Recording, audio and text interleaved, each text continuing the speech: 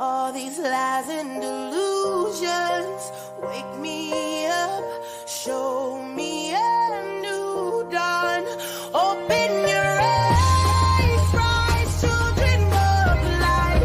I am awakened, I am awakened.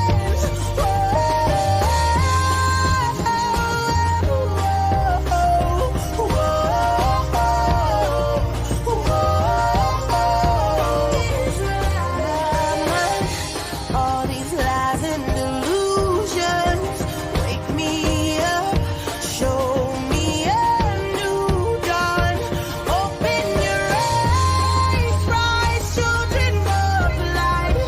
I am awakened, I am awakened.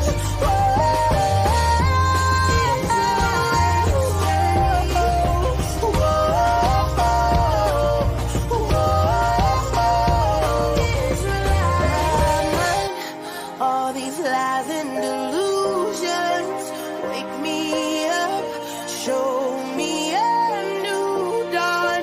Open your eyes, rise, children of light.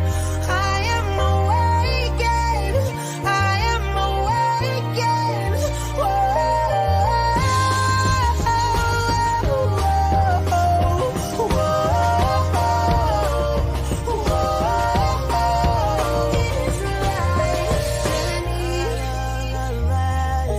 Clear my mind and my soul.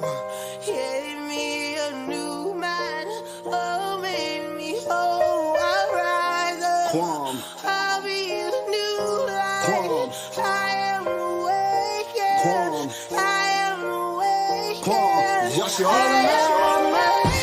All these lies and delusions wake me up, show me a new dawn. Open your eyes, rise, children of light. I am awakened, I am awakened.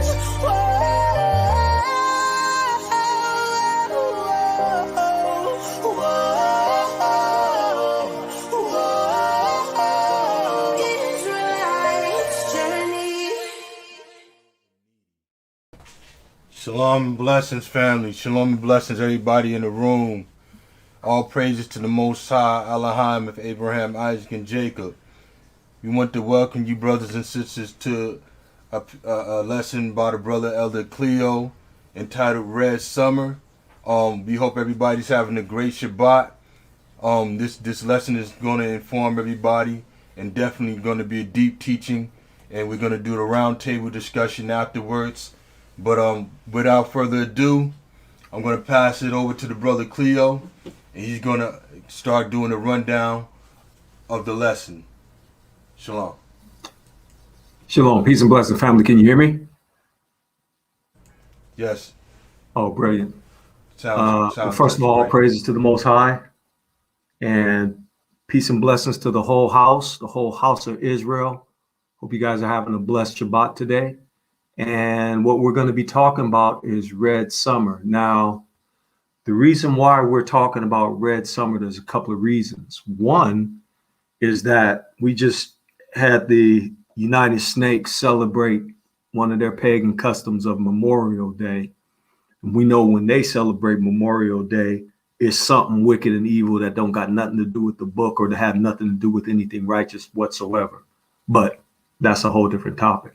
So you've got that, and then you've got this latest phenomena about critical race theory and whether these different politicians in these different places, whether they be governors or senators, they don't want to teach critical race theory, or they don't want to teach about slavery, or they don't want to teach about the wickedness and the negativity, what they deem negativity in America. The reason why they don't want to teach it because they say that it's divisive. Well, you call it the United States. Oh, I'm sorry. You call it the United States, but you've never been united.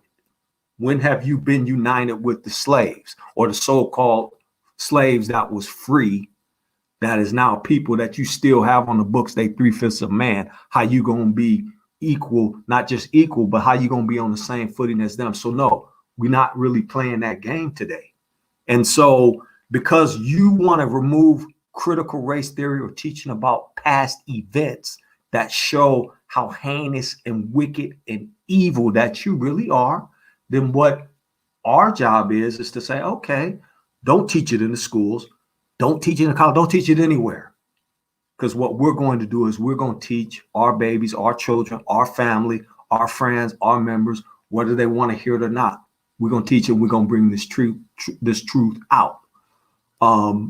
This country called America has not been nor ever will be the model of truth or justice or morality or equity or equality or anything along those lines. So you can get that out your mind. The red, white, and blue is demonic.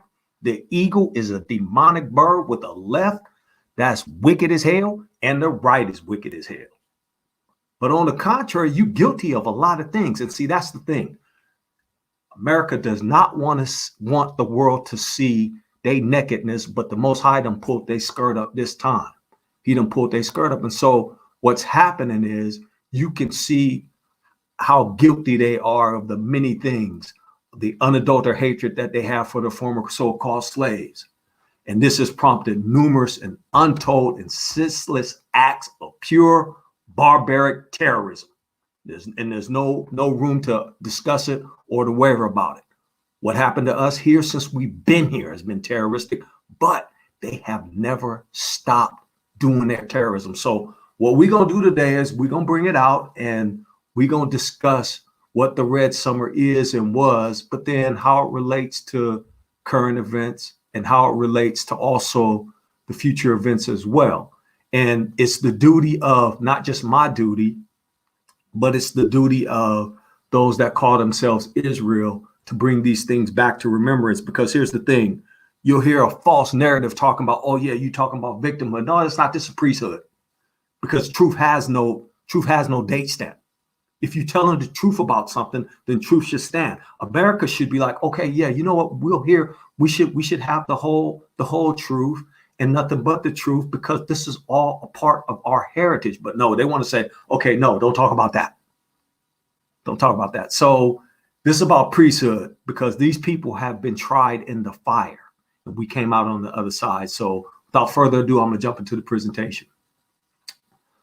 But before I do that, I'm going to talk a little bit about what's the purpose of the presentation. So we do need to fully understand what our past is, because we're people that we don't really connect with our past because of what was done to us, right? And so we have a history of doing things and then just moving forward without thinking about, okay, what happened during this time?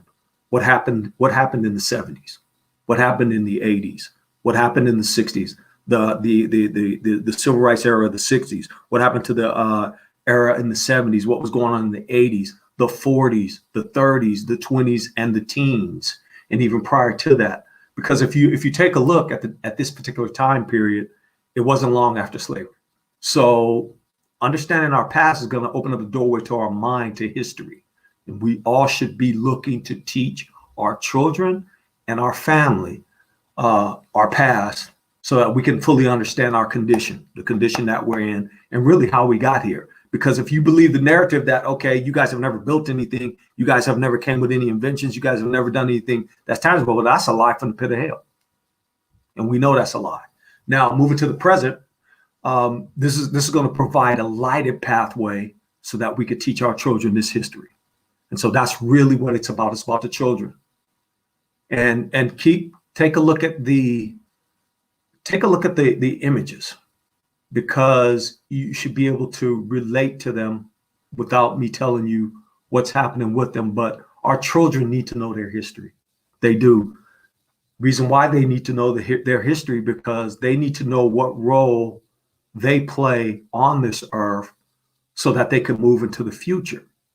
And so that if we teach them the past and they understand what's happening in the present, that'll be able to provide insight into the future and to put our children and their mind in a positive position for what's next. Now, some of you might know what that is, and others might not understand what that is. So without giving anything away, I'm going to leave that where it is. I do have a disclaimer, though. This Red Summer event is and was a rabbit hole. And what I mean by that is it's really deep. And I'm not a scholar, nor am I, nor do I know it all or anything crazy like that. I'm just a regular dude. But I will say this, we're only scratching the surface here. And there's not enough time and not enough scholarship to say, okay, we're going to do a deeper dive and research. Now, I'm going to leave that up to the family, the folks that are on the other channels and the other Israelite channels, whether they be Israelite or not, because you have some good information coming from some of the people who don't claim Israel up front, but they may be Israel, and they may send shots that let you know that they're Israel, but that's of no real consequence really for this particular discussion, because the impetus is being able to do an even deeper study. And like I said, we're scratching the surface here. And my hope is that with us scratching the surface, that we'll be able to do another show, and even with the family, because I want the family to go out and research this for themselves, and then bring back to the table when we have another roundtable discussion about Red Summer, that they can bring the stuff that they learned, and we can continue to build, because again, it's about learning and understanding our history so that we can know how to move forward in the future. So don't ever let anyone in a dominant society tell you otherwise, tell you that we should forget about our history. Because if that's the case, you forget about your history, then are you going to forget about your history in the book? They tell you, okay, why don't you forget about slavery? Okay, well, why don't you forget about George Washington? Well, why don't you forget about Abraham Lincoln? George Washington didn't chop down the cherry tree. He's a liar because he had slaves. Different conversation. So again, don't let anybody tell you to forget your history or to forget anything. They're not forgetting about the whole hoax with the hexajew. I mean, with the fuse. They're not forgetting about that. So you shouldn't forget about your history either. Okay. And the reason why they want you to forget, because they want to hide from their shame, because they know the truth. So let's move on to the next slide. Before we actually jump in, I got a famous quote from one of our beloved. Yep, Malcolm X was a beloved. That's right. That's right. Over here, we don't buy into the lies that the false media them fed about our people. I don't care who it is. It could be Khalid Muhammad. It could be Malcolm X. It could be Louis Farrakhan. They don't believe the way that I believe, but they still my brother, and I still love them. So I'm going to read the quote from Malcolm. The quote says, "The Negro Revolution is controlled by foxy white liberals. By the government itself. But the Black Revolution is controlled only by, he said, God, we say our Elohim." So that was a speech in December 1st, 1963, New York City. Rest in peace to brother Malcolm X. So what is the Red Summer? We're going to get into that. And I'm going to frame this around a series of questions, because the family may or may be familiar with the Red Summer and what that event was and the time period. But just know that it's an act that we need to know about, and we need to be teaching our children. So I'm going to frame questions and answers around asking the question that some of you may have, and then we'll go into the details of the question. So first question being, what was the Red Summer? So Red Summer, and this is from Cleo's purview, was a calculated, vicious, terroristic attack on the so-called Negroes, point blank, period. This calculated and coordinated attack, reason why I say it's calculated and coordinated, because it didn't just happen in one place.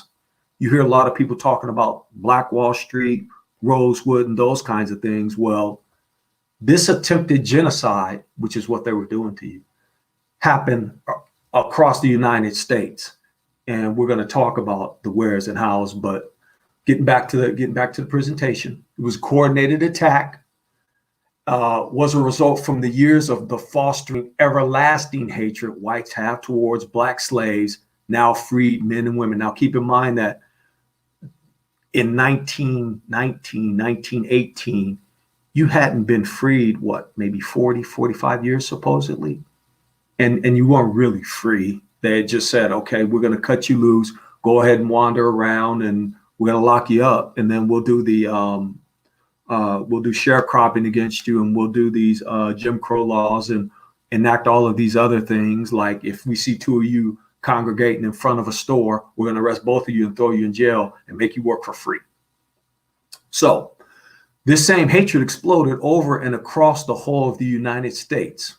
And this was a genocidal act of barbaric violence, resulted in scores of our people being killed in dozens of cities, not just one.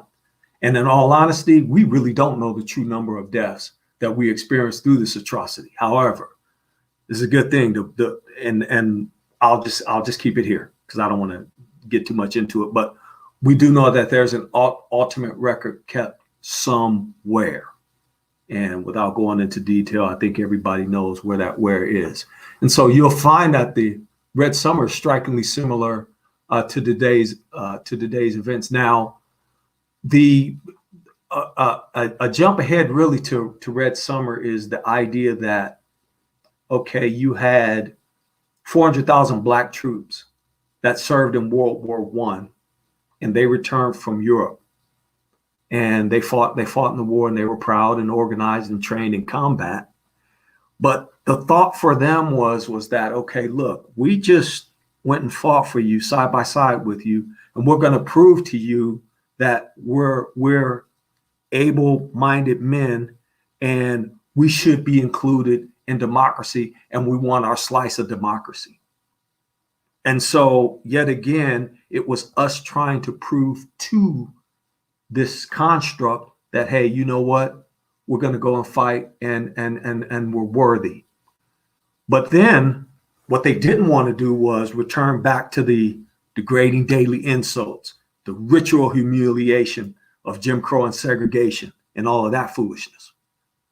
And then the tensions start rising between the folks that came back from the war and seeing what they saw, and they didn't want to be treated that way. So because of that, you actually have a powder keg where, okay, brothers is not trying to hear or feel that. And then the Proud Boys, since they're so proud, that's who they is. It hasn't changed, because America is this proud nation, hasn't done nothing for humanity, but gone around the whole globe and have the globe under white supremacy.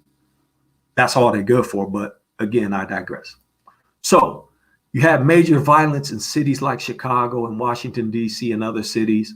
And what leader, and it was, I believe, W.B. Du Bois and James Weldon Johnson, they dubbed it the Red Summer. And so that's where we get the name from, Red Summer. Now, I'm going to jump to the next slide. Now, the next question should be, okay, so Brother Cleo, you talked about the Red Summer, and you talked about, the Army brothers coming back to 7th and 3rd. That's a little bit of a jump ahead, but I'm trying to frame the picture for you. So when it took place was in the period from late winter through early autumn of 1919. And this was during, now, I'm going to say during the height of white supremacist terrorism and racial genocides, but it was that thing taking place where you had a lot of white supremacist terrorism in the South. You had a lot of racial genocides in the South, but this thing took place in a span of a few months in at least 49 places across the United States. So it wasn't an isolated incident. It was popping off everywhere. And then there's one in rural county in Arkansas, and that one was, I believe, the one in Elaine, and we may touch on that a little bit more, where you had at least 200 to 250 of our people die in that particular genocide. So the term Red Summer was coined by civil rights activist and author James Weldon Johnson. And James Weldon Johnson was part of the NAACP, and he was part of that since 1916. And he was responsible for organizing, check this out, peaceful protests against the racial violence which had occurred that summer. So you have these brothers that are saying, okay, you know what, we're not gonna fight, we're just going to be peaceful, and we're gonna, hopefully, you guys will stop killing us. But then if you read on further, in most instances, attacks consisted of white on black violence, because we never really start anything with anyone. We're pretty much, how we've been taught, for the most part, wait and see. Okay, I wish you would. Be the first thing that come out of our mouth. I wish you would. And so we was never starting none of this, but it was pushed upon us because of the fact that, okay, you're 3/5 of a human being. You're not looked upon as a human. And so we're going to treat you in this barbaric manner. But you did have brothers standing up, and they fought back. And most notably, Chi-Town and DC fought back in these genocides. And so the deaths, the number that I have for the deaths is inconsequential, because in reality, we really don't know how many of our people died. And with the way that these people work with the numbers, they're not going to be truthful anyway. So you have that specter too. So we had a lot of people injured, a lot of deaths on our side, extensive property damage in Chicago. And when you think about Chicago, we only think about the killings that are purportedly black on black. But I have some thoughts and some theories about that.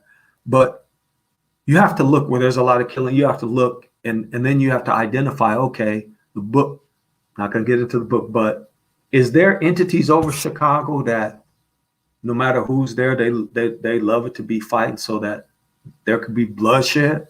I'm just asking a question, and we can table that for when we get down the line. So moving forward, the highest number, and I mentioned Elaine, Texas, the highest number where the genocide occurred was in Elaine, Arkansas. And there's a big thing about what happened in Elaine and why they killed so many people in Elaine, but that was under very false pretenses, because when has, in the history of us being in the snakes, have we ever said, okay, let's go and violently overthrow something?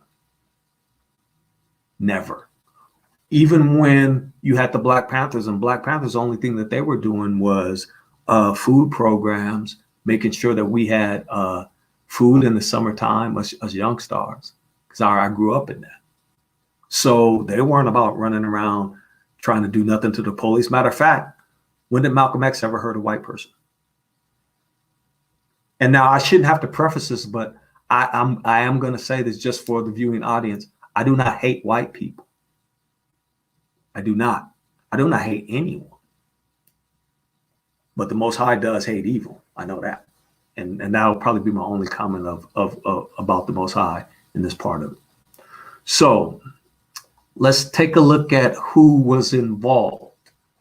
So who was involved directly and indirectly with this vicious, savage, uncontrolled, terroristic attack? Who was involved? First of all, let's look and see who was in charge, because that's going to give you some pointers. So from the federal government perspective, you have President Woodrow Wilson. He was a so-called Democrat. And if I didn't say this yet, I'll say this again. You got an eagle. The left wing of the eagle is wicked, and the right wing of the eagle is evil. So you got a wicked, evil bird. Both wings is wicked and evil as hell. So you could be a Republican, red, you can be a Democrat, blue, and you can be white, red, white, and blue. But guess what? That all equals to me evil as hell. And I'll be able to prove that today. Vice President was Thomas R. Marshall, and the Chief Justice was Edward Douglas White. So these are your people, and I'm not going to read the speaker name, but these are the people that were running the shop, so to speak, when all of this was taking place. Now, Not only did you have your leadership, so let's go down the line here. We have a list of entities on the left here, and we're just going to take our time and go down. But as I'm reading, it's just take a look at the imagery that you see in front of you, because it's very, very telling.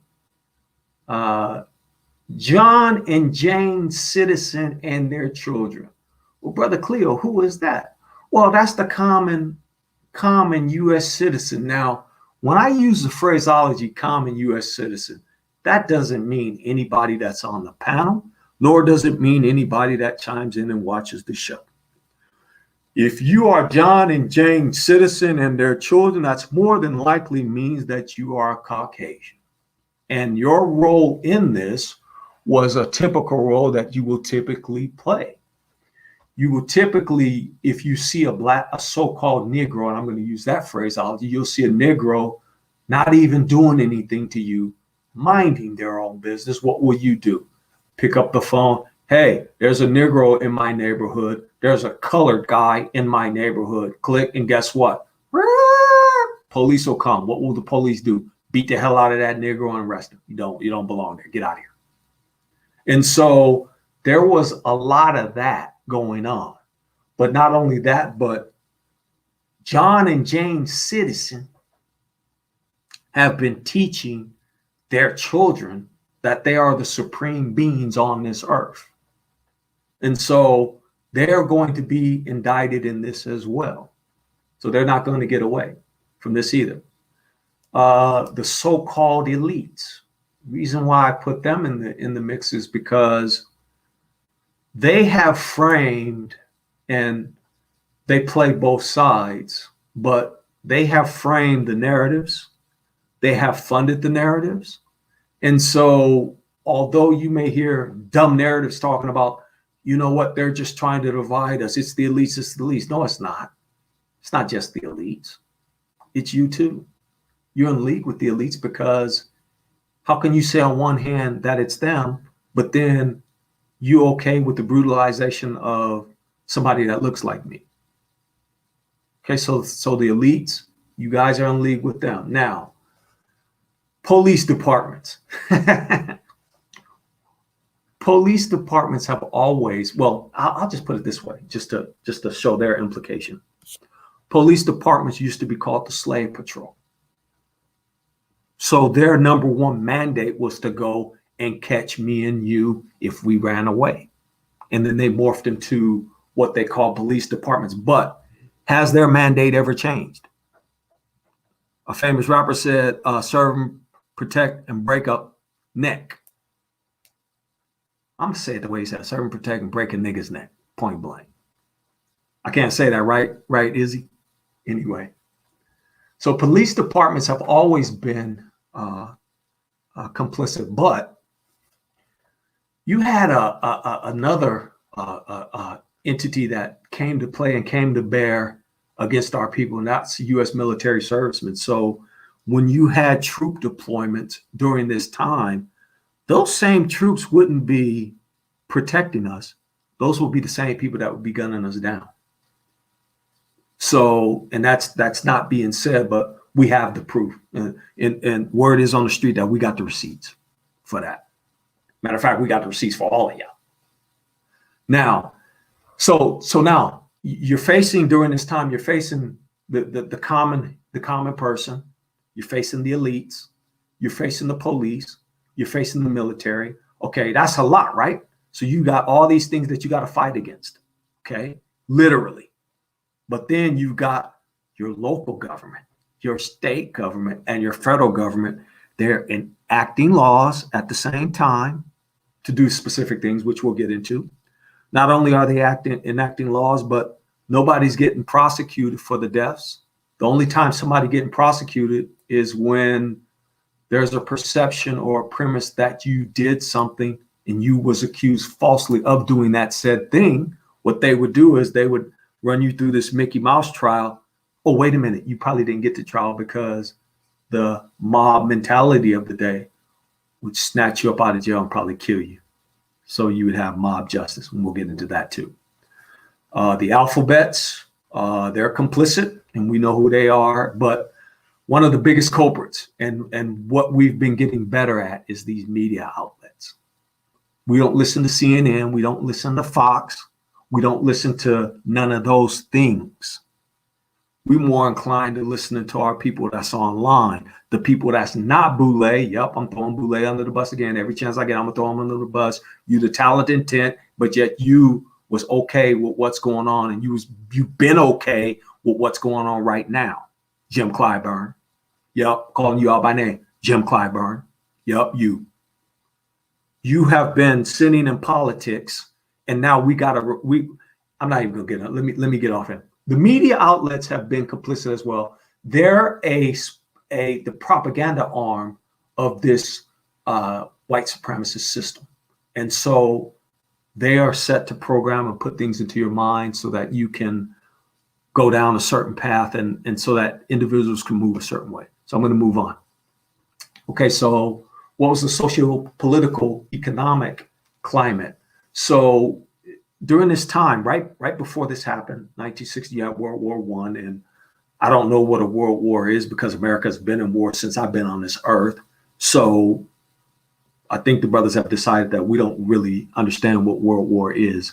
But in short, we were getting ready to go into World War, and there were different things going on. And then Wilson said in 1917 that he wanted us to join in.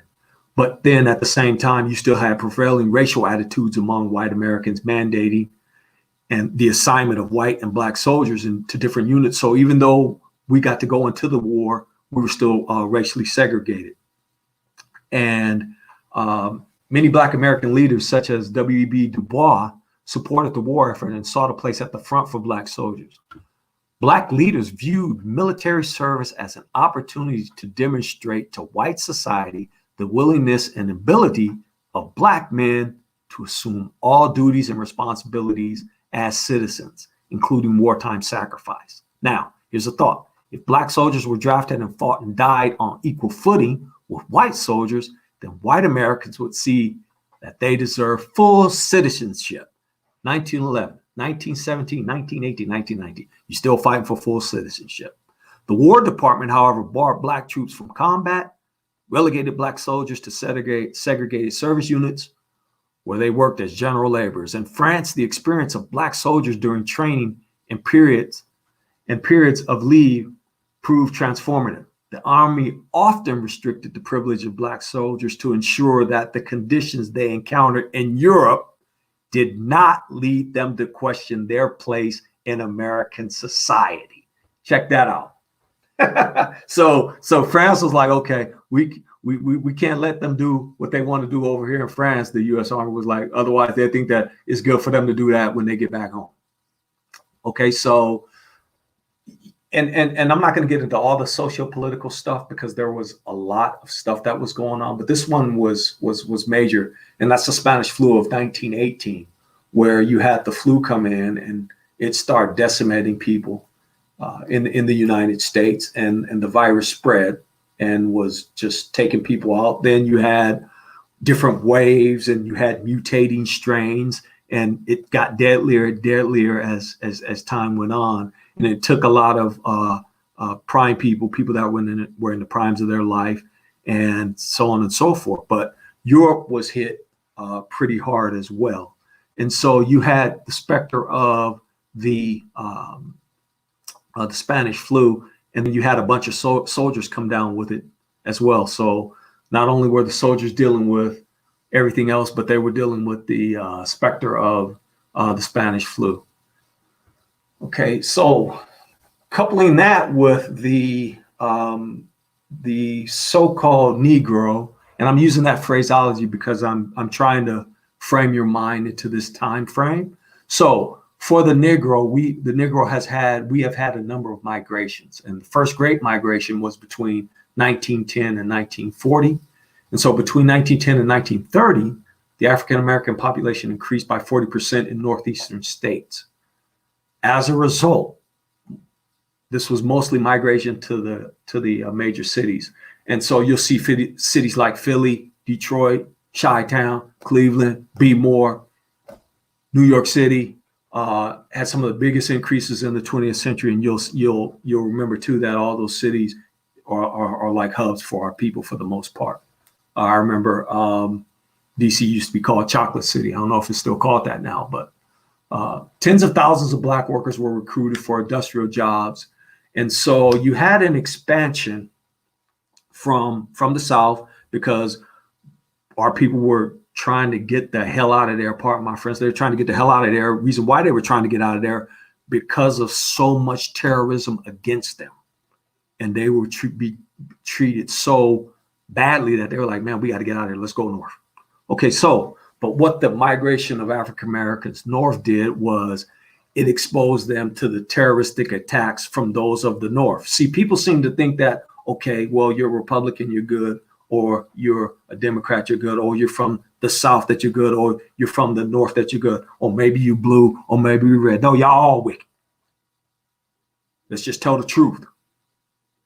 None of you is for our turn. Never have been, never will be. Let me continue. So the tension started building up because now you have all these influx of so-called Negroes to the North, and white workers were feeling threatened more than likely because you know what happens when we get on the job. When we get on the job, it's like, okay, we come in here, we're going to get busy and we're going to do our thing. And we probably teaching them the craft, teaching them how to do their job because they don't know how to do their job. Here's the, I'm going to tell you about existing corporate America. Existing corporate America is stupid and dumb as hell. And the people that you think are smart, super dumb. People who supposedly had a high IQ, low IQ. People that supposedly can bring it when it comes to thinking outside the box and solving problems and coming up with great technology. Not even close. But I digress again. How many digressions you gonna have, Brother Cleo? Man, I don't know, bro. I might have 1,000 today. Okay, so the beginning of the Great Migration exposed a paradox. It was crazy in the South and the North. Now, the South, which was treating them so hostile, they were feeling a certain kind of way because this hit the Southern economy deep. Because you know why? They were dependent upon that cheap labor, that cheap, awesome, creative, thinking outside the box, coming up with ingenuity. Eli Whitney, you did not invent the cotton gin. Some brother invented it. What's that other liar? The dude with the kite. Benjamin Franklin, you wasn't outside in no rain flying no kite. A brother was doing that. They discovered that too. So the South was missing all of that. And the South was like, man, we need to get these Black workers back. So when all this was going on, they was like, man, our economy is getting hit. And this was a critical thing. So just imagine now that, okay, I'm not going to lead you down that road, but it should make you think about, okay, what was the war, that Civil War that they supposedly fought, the war between the states? Really, they had us fighting on both sides, promising us they was going to give us something, which they never gave us.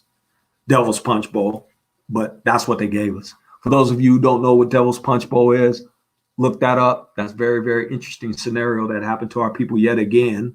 Another terroristic act where they said one thing and did something else. Seems like America has a running theme of saying one thing and doing something else. Didn't they promise somebody 40 acres and a mule?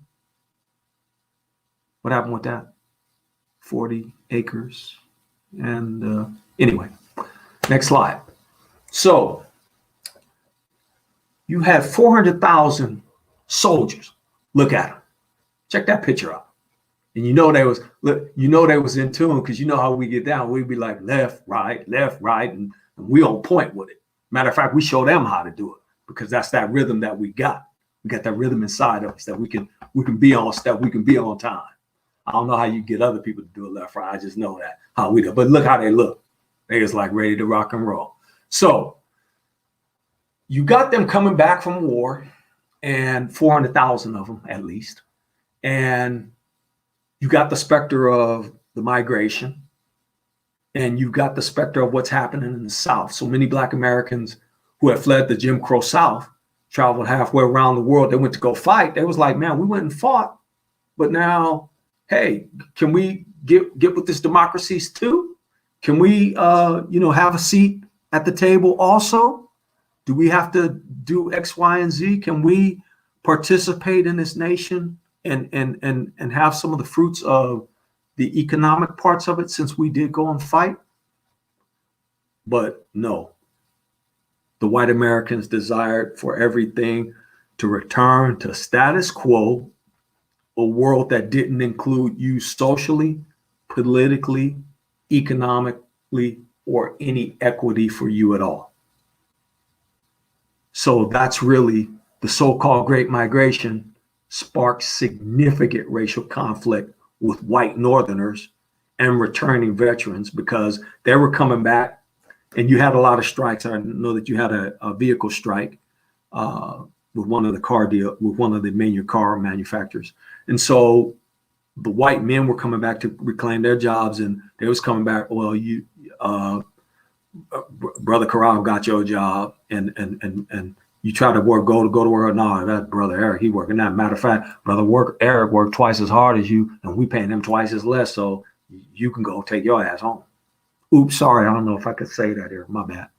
But anyway, they was coming back to reclaim their jobs, and their jobs wasn't there, so they had to exit stage left. So now let's look at the cities, and these are the cities that were impacted. And this list represents the 59 that I found, and of course there were more that were impacted by this terroristic acts that were taking place. And notice the timing. You had from January all the way to December, so it's a whole year of just doing absolute terror, unabated terror, where you could do whatever you want.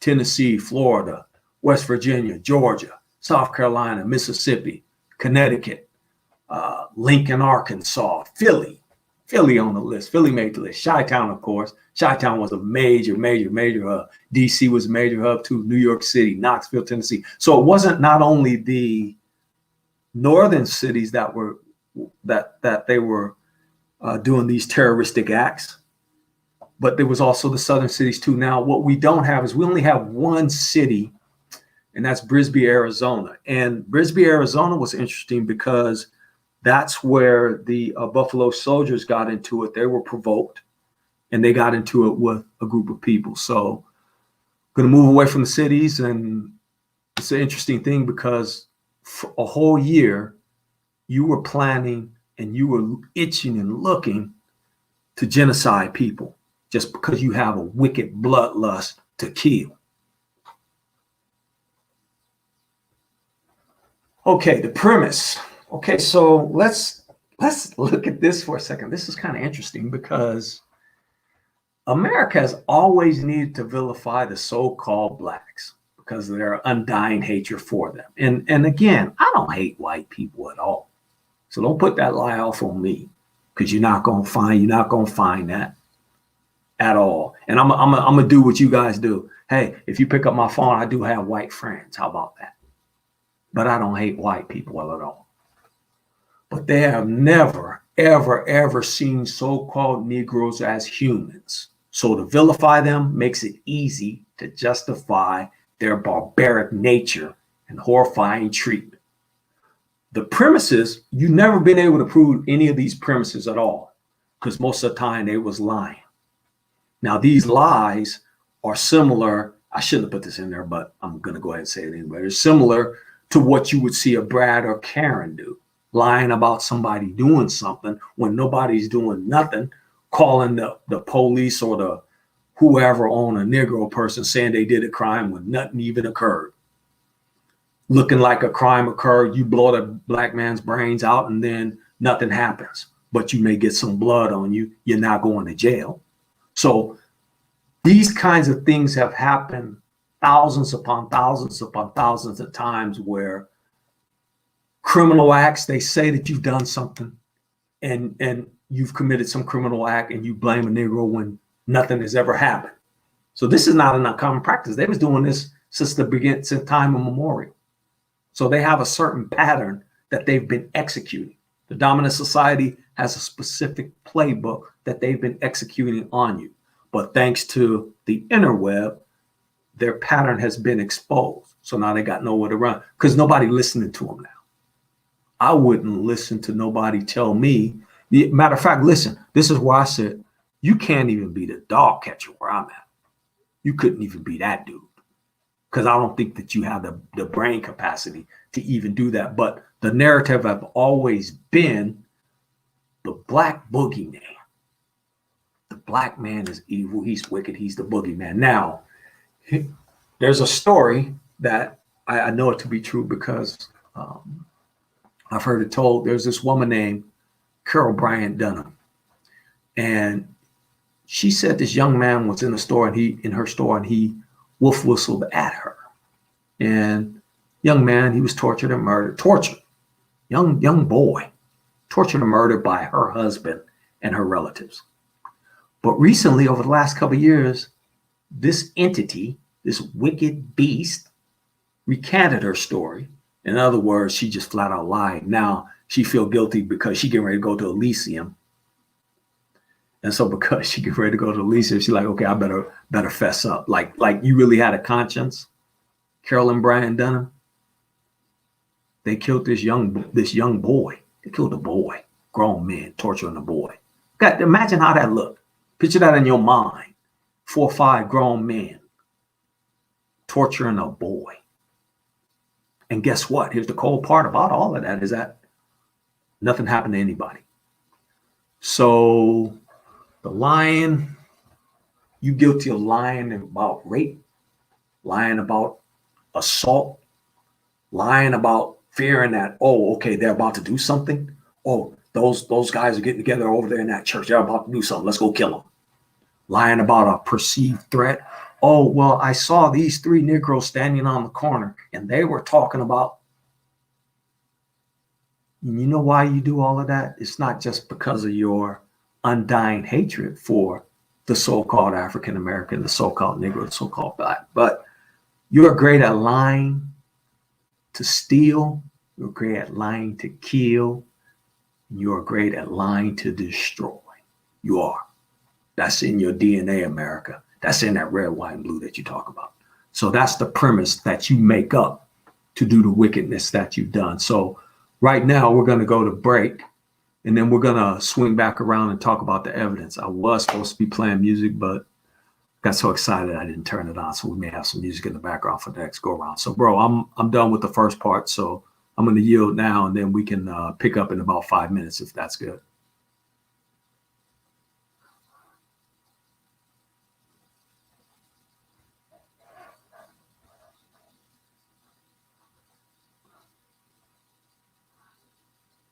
Okay, so brother Eric, throwing some tunes for the brothers while we take this 5-minute break. I got it pulled up in the back.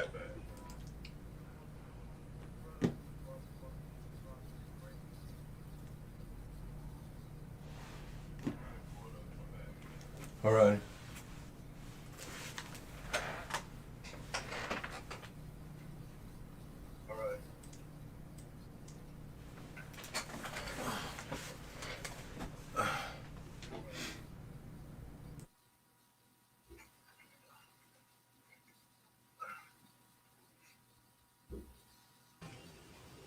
Go ahead and share my screen.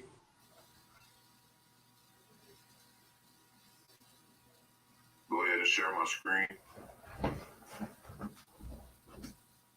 What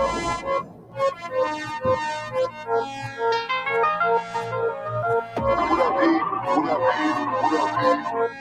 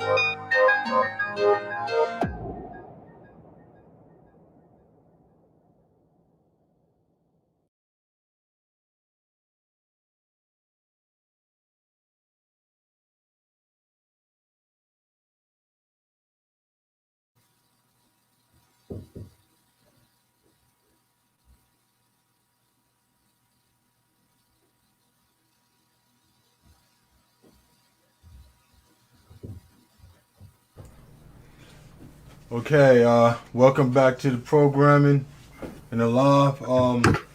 Brother Cleo should be on shortly in a few minutes so we can finish. Hey, y'all back, bro. You hear me? Yeah, we hear you. Okay. So I'm gonna pick up where we left off. We're gonna talk about the evidence, but I was supposed to I forgot to cue the music up, my bad. So this time I'll make sure that I have the music queued up. And for you young stars, you have to forgive me. I'm an old head, so I like listening to the old stuff. So go ahead, bro. You got an echo coming in. Okay, echo now? How about now? Yeah, it's still echoing. Okay, hold on a second. Yeah, I didn't change anything. I don't think. Still echoing? Yeah. How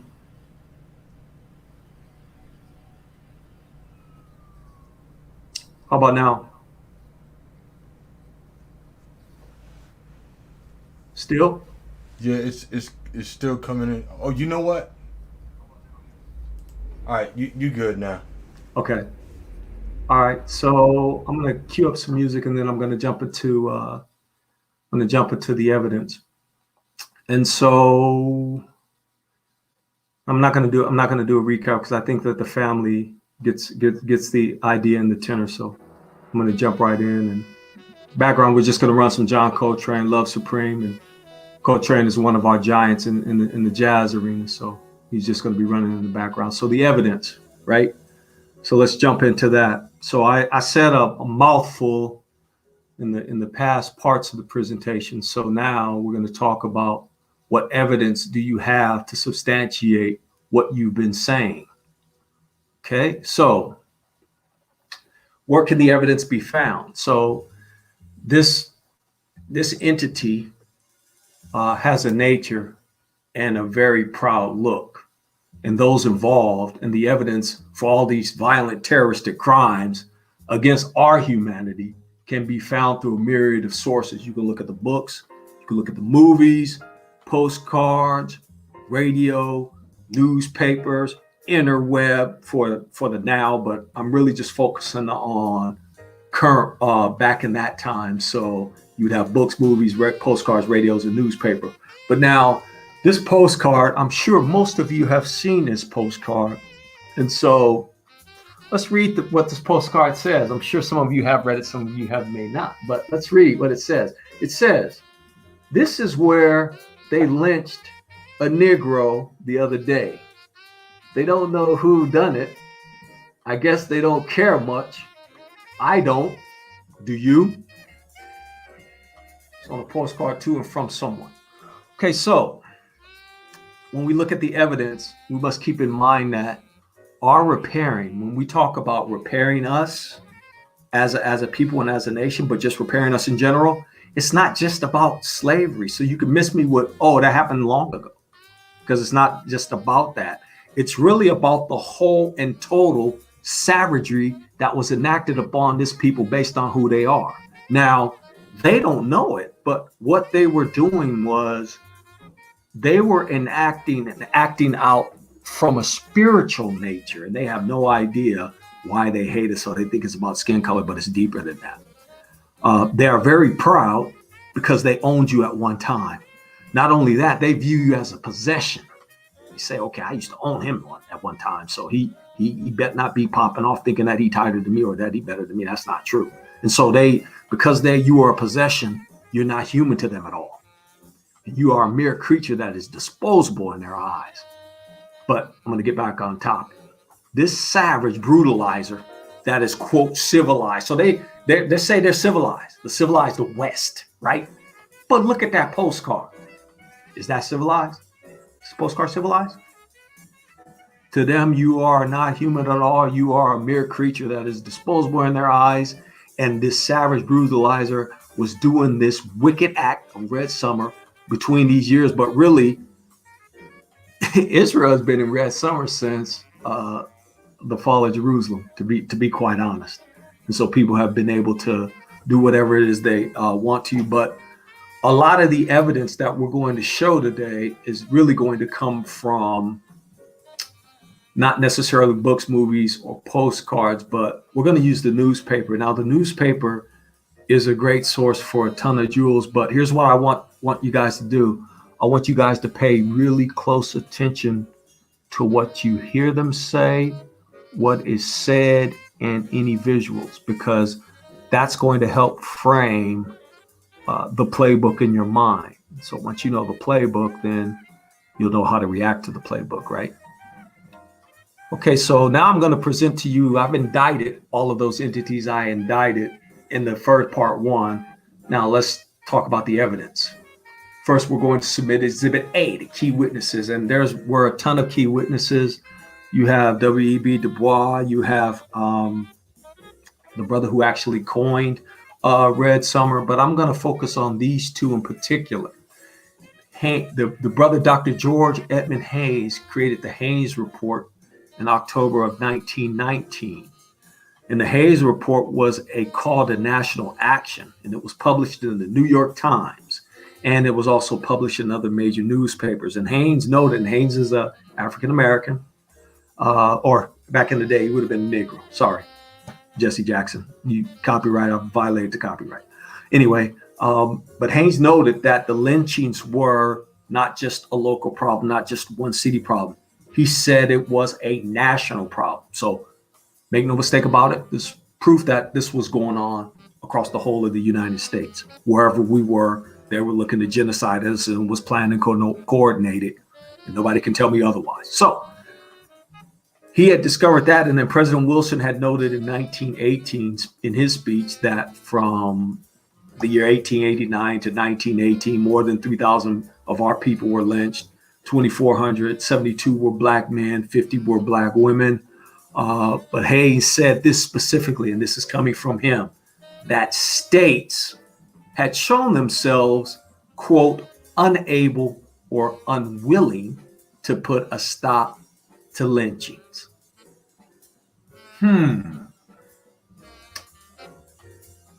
That should spur 1,000 questions in your mind. Now let's go on to the guy on the right, and he actually should have been the guy on the left. J. Edgar Hoover is a bona fide, untrusted, liar, racist, hateful entity, and he hated the black race. But one of the things that he's guilty of that many might not know of is that he created this, the Negroes are linking up with the Bolshevik propaganda so that he could justify his units and the alphabet's brutalization and taking away of guns from the so-called blacks in Chi-Town. And so this wicked entity, J. Edgar Hoover, was a liar. Not only was a liar, but you'll notice every time, and I'm sure you have, they'll always say, okay, communism, you're a communist. Man, we're not even thinking about communism. We're not thinking about Russia, China, or none of that over there. How you going to link us with communism? We're not thinking about that. We're not thinking about no Lenin and Stalin and none of that foolishness. No, we're thinking about we just want to be free and we want you to leave us the hell alone. But they always link us to Russia. What were they doing during the election? And one of the brothers brought this out recently. But they were linking us to Russian bots. Man, we don't got no business about no Russian bots. We're not Russian bots just because we telling the truth. Like I said, truth has no expiration date. Truth is the truth. And J. Edgar Hoover was a liar, point blank. Next slide. Okay, so now we're going to get into Exhibit B. I told you that the newspapers were going to be the focus of our exhibits and our proof of what's going on. So this particular news clipping was done in August 2nd, 1919, is an article news clipping, and the headline of it was Mob Law. But take a look at it. Interesting, and I'm gonna try to decipher this interesting comic, right? So you've got this big giant looking like who's that dude? The lumberjack, Paul Bunyan. He looked like he about 8 feet tall, and notice the brothers look like he about 3 feet tall. So you got Mob Law. Mob Law has a hammer in his hand, a revolver, and he's got a club.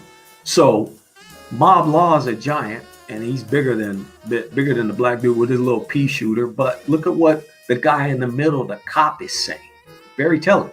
He's saying to Mob Law, he said, "Hold up, Mob Law, wait just a minute. Let me disarm him. Let me get his gun away from him, Mob Law. And then after I get his gun away, then we'll see what happens." So in the name of the law, the cop is saying, "Hey, you know what, Negro," or you know what he probably really said. I'm gonna say it how he would have said. "In the name of the law, nigger, surrender your gun," right? And then the brother like, "Man, hey, hold up, man. How you taking my gun? This is my protection, man. I mean, this is Second Amendment right, this, that, and the third, right? Let me hold my hammer." And the cop is like, "Nope. As soon as I get his gun, Mob Law, you can let him have it."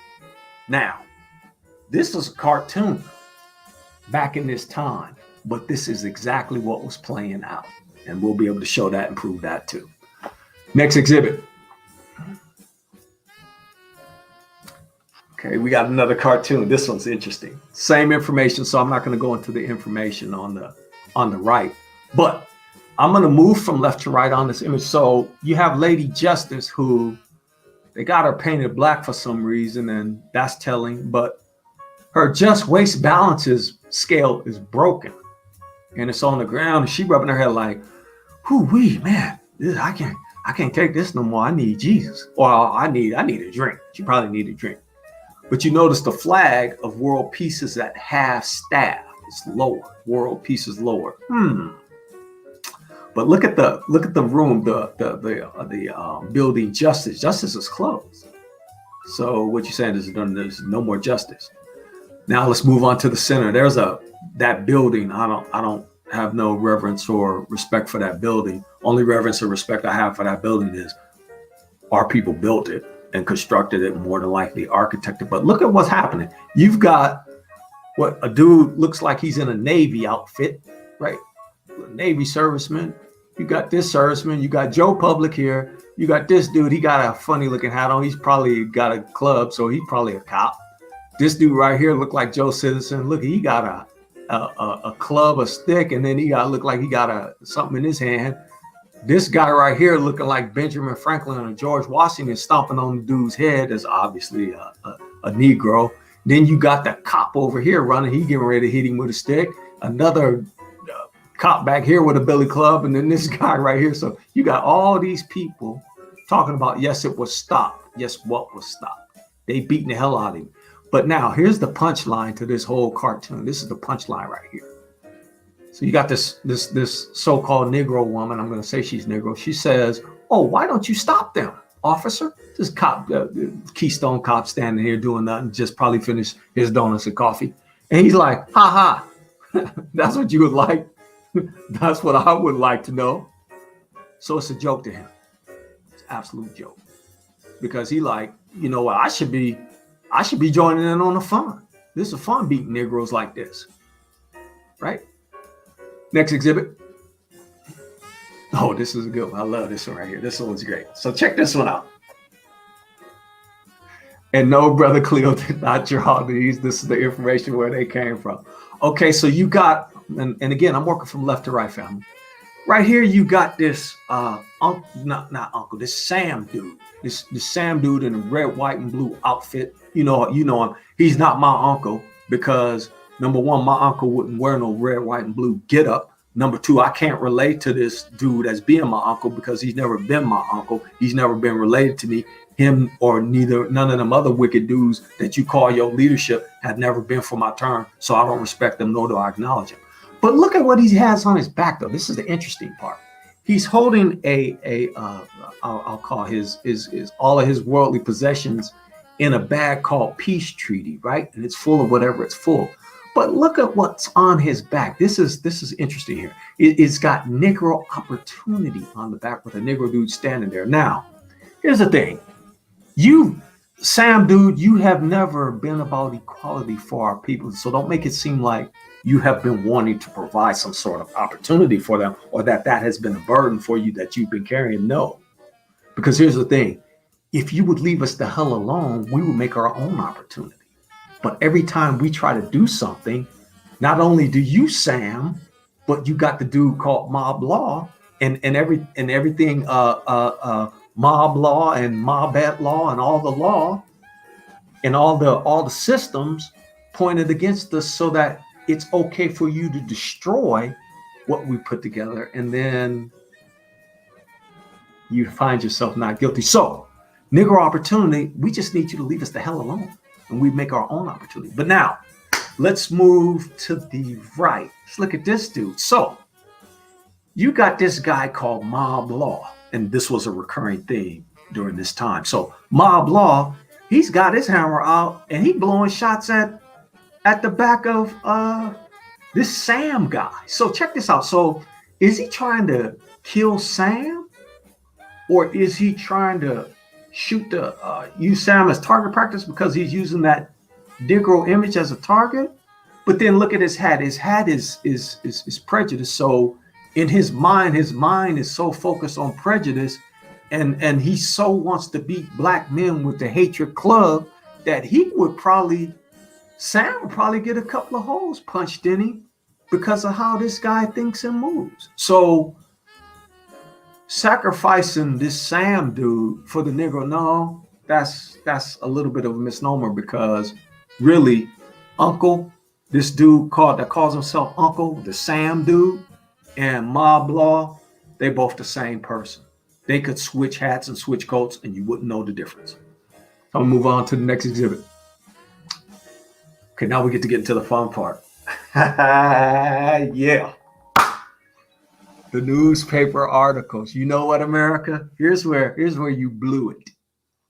You blew it when you try to scrub And they should lead they tearing down their dumb idols and don't think that it's African Americans or so-called Negroes got anything with these statues coming down. They want these statues to come down because now they start to realize, hey, you know what? We're not the bastion of morality. Look at what we've been doing. So let's allow these statues to get torn down. So now I'm not gonna read these articles, but what I am gonna do is I'm gonna read some of the titles, and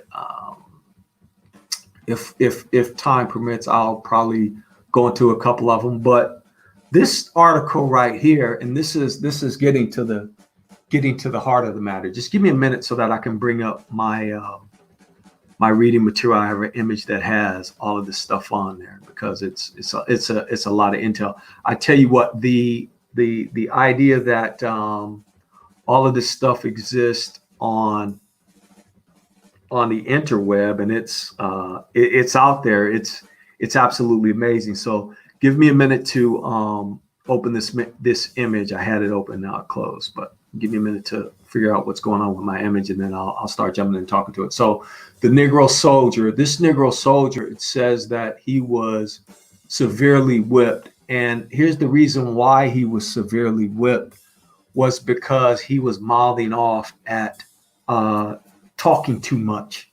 That's what the article says. So because this brother was talking too much, and I guess he wasn't really feeling whatever the people around him, whether they be white or otherwise, what they were putting down. So he was talking too much. So whatever that means, talking too much.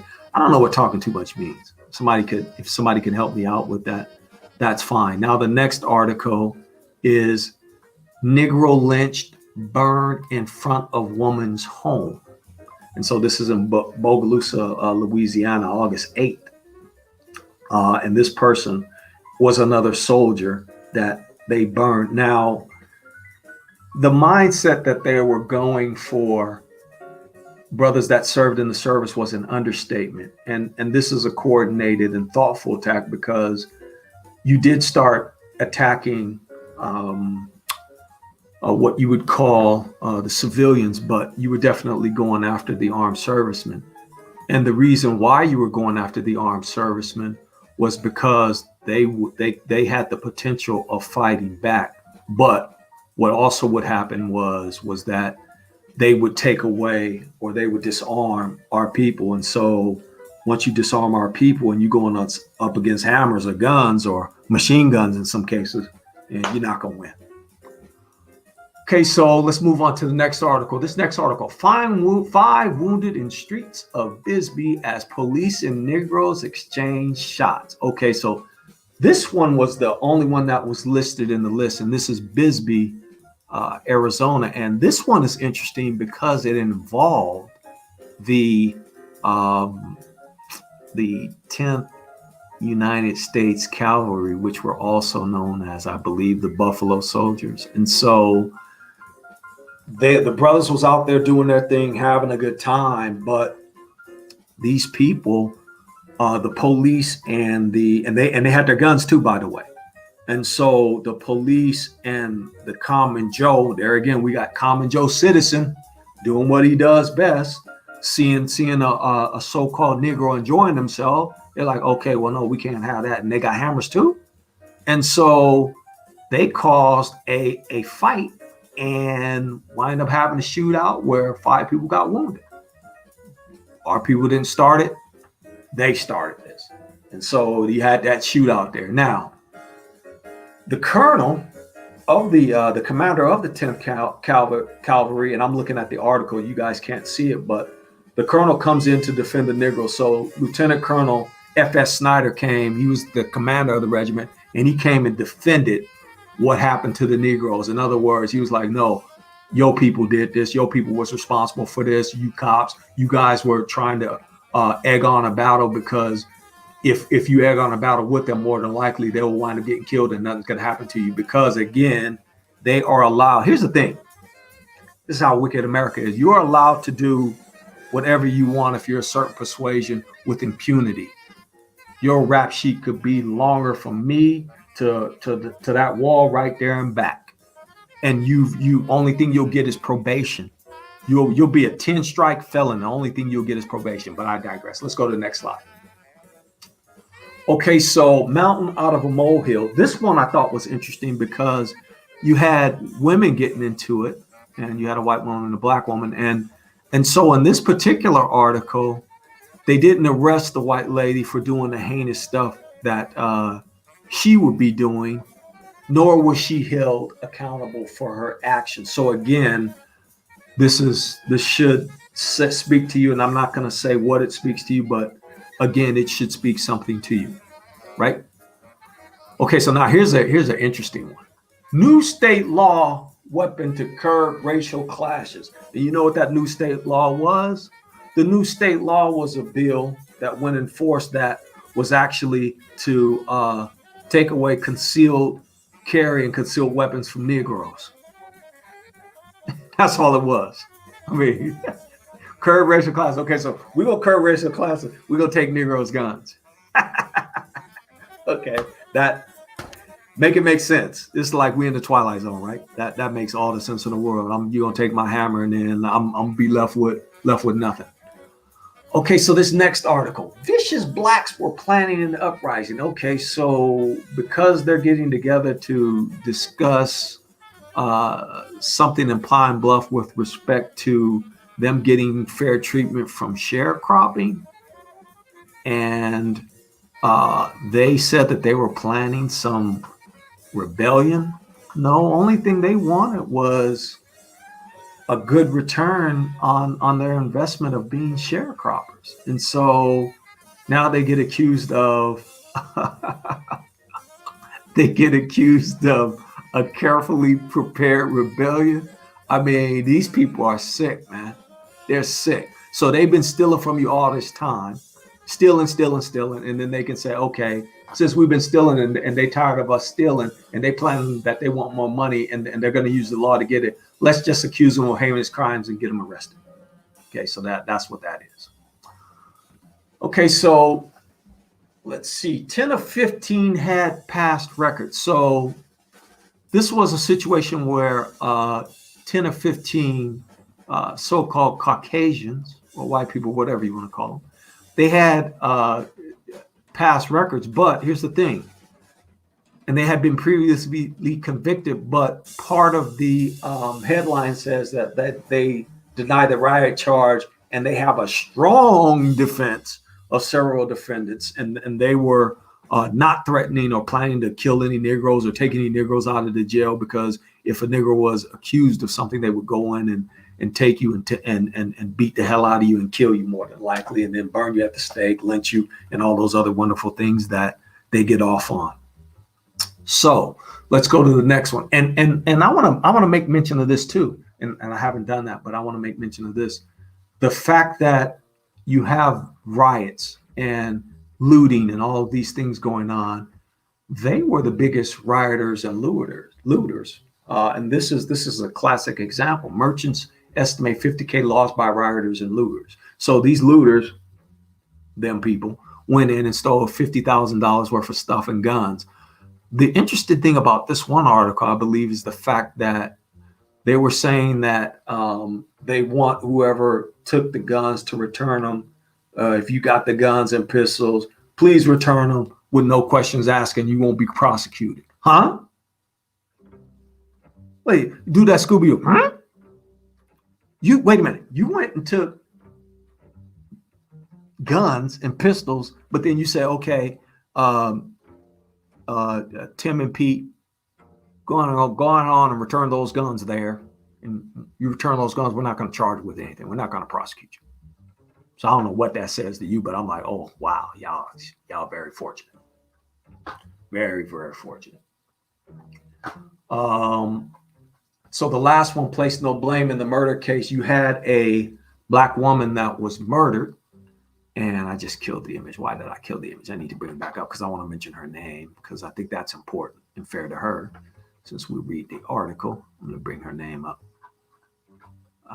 Sister's name was Miss Lula Robinson. And so she was killed, shot. And of course, nobody know who did it. Nobody seen nothing. and it was a white person, but nobody was taken or arrested or anything like that. Okay, so I think that's the end of that part, but I do have some other articles because I did say that your politicians were involved, and I think I've indicted a couple of them already, but I'm going to actually show you some of the actual newspaper clippings that I was able to pull out on, right? Let's see here. That one. This is one where her son got killed. This young boy was a youth who was killed while leading a mob up a stairway to the courthouse to go kill a black man. And what this lady had to say, that he died a glorious death. Okay, sure. Next article. This is an interesting one, family. Look at this one. The Bogalusa man released on bond, and they were released on bond, $40,000 bond. But here's the cool part. You guys get a kick out of this. The bond was furnished by 133 substantial citizens of Bogalusa, Franklinton, and Washington Parish at large. So the rich people, elite or whatever you want to call them, said, okay, you guys we don't want you guys, that we gonna bond y'all, make sure that y'all got money for bail. But they never got arrested or nothing happened to them anyway. The cartoon we already saw that. We saw that cartoon. Here's one. Senator McCormick sees justification in riots. So this senator was justifying the riots, I'm not going to call them riots. He was justifying the genocide of our people. And this part is very telling. And he was justifying it because the brother got on an elevator and wouldn't take off his hat.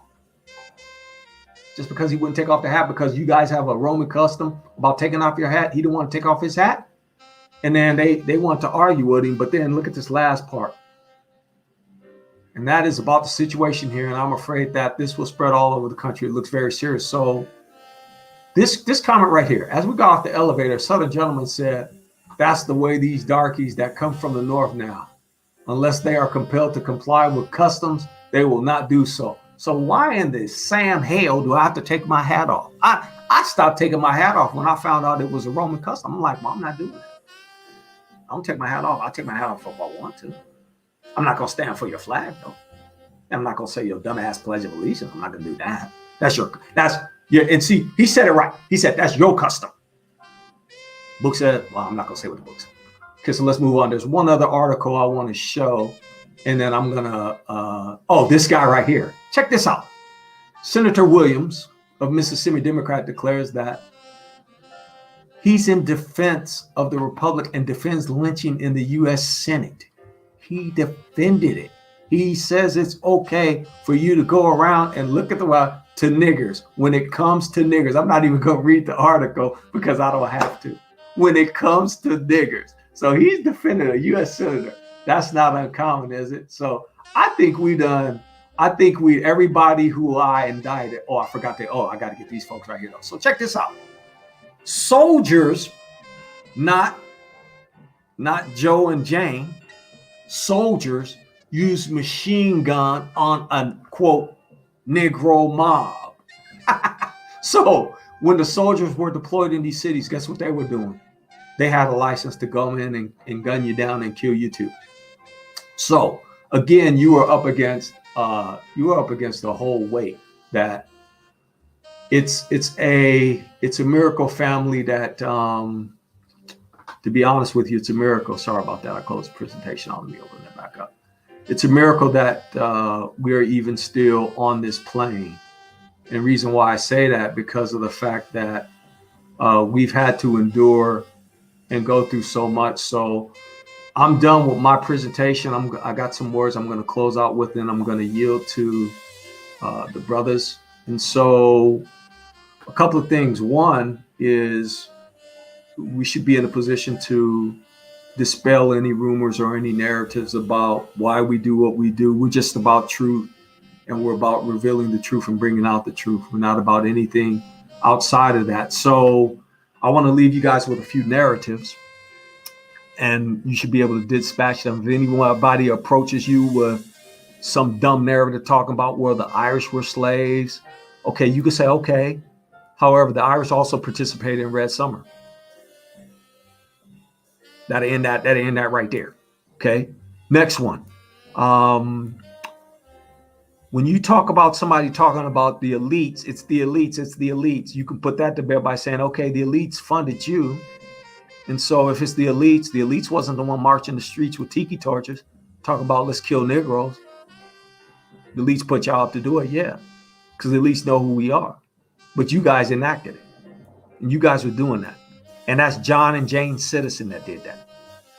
And then after you went out and did those heinous acts, John and Jane Citizen, guess what? They protected you, and they funded you, and they paid your bail, which you wasn't going to jail anyway, right? If you hear the narrative, slavery was a long time, get over it. Okay, so the Bible was a long time ago. Do we need to get over that too? So every time somebody brings some falsity to you, and you bring the truth to them, you put the truth right back in their face, like you hitting somebody in the face with a pot. Bam! You ain't hitting them in the face with nothing. You hit them in the face with a pot. Because guess what, family? It's not about victimhood. It's about truth and just weights and just balances. It's not about victimhood. Here's why it's not about victimhood. Because if you're telling the truth, truth has no timestamp. Not at all. So again, I want to say thank you, family. Thanks for putting up with your brother this time. And I'm going to yield, and I'm going to pass it over to the brothers for the open panel. Okay, that was an awesome discussion. It's an awesome presentation. But before we go into the panel discussion, do you guys want to do the 5-minute break?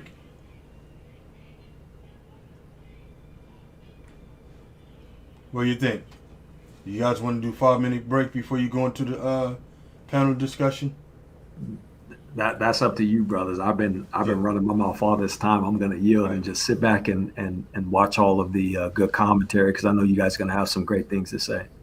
Okay. Where's Brother Kadar? Is he still around? Yeah. So we're going to take a 5-minute break so the brothers can get situated and get their minds right. And then I'm going to bring everybody in for the discussion. Brother Ibra, you got the music queued up? Yes, sir. You can just go ahead and share my screen. All right. So the screen's being shared. I'm gonna mute myself. I'm gonna make sure I got everybody added. Brother Kadar and Brother Gabar's added. So we're all here, and you can go ahead and start your music.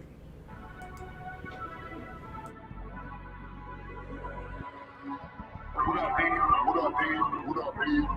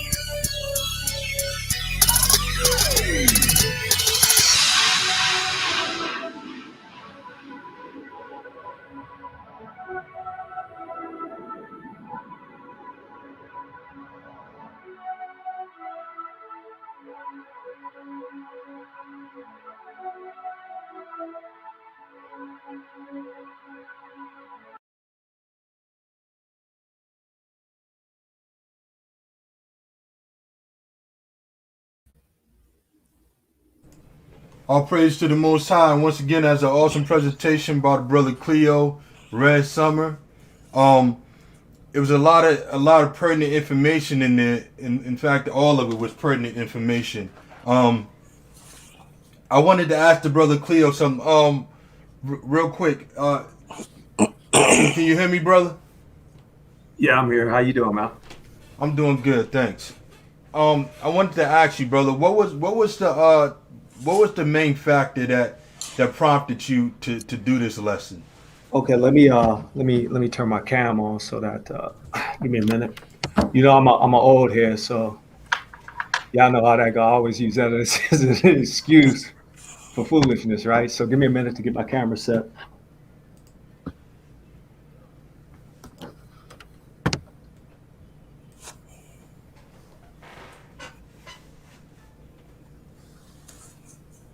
Okay, so you guys see me okay? Yeah. Okay, so the impetus was, is my mic muted or can you hear me? You good?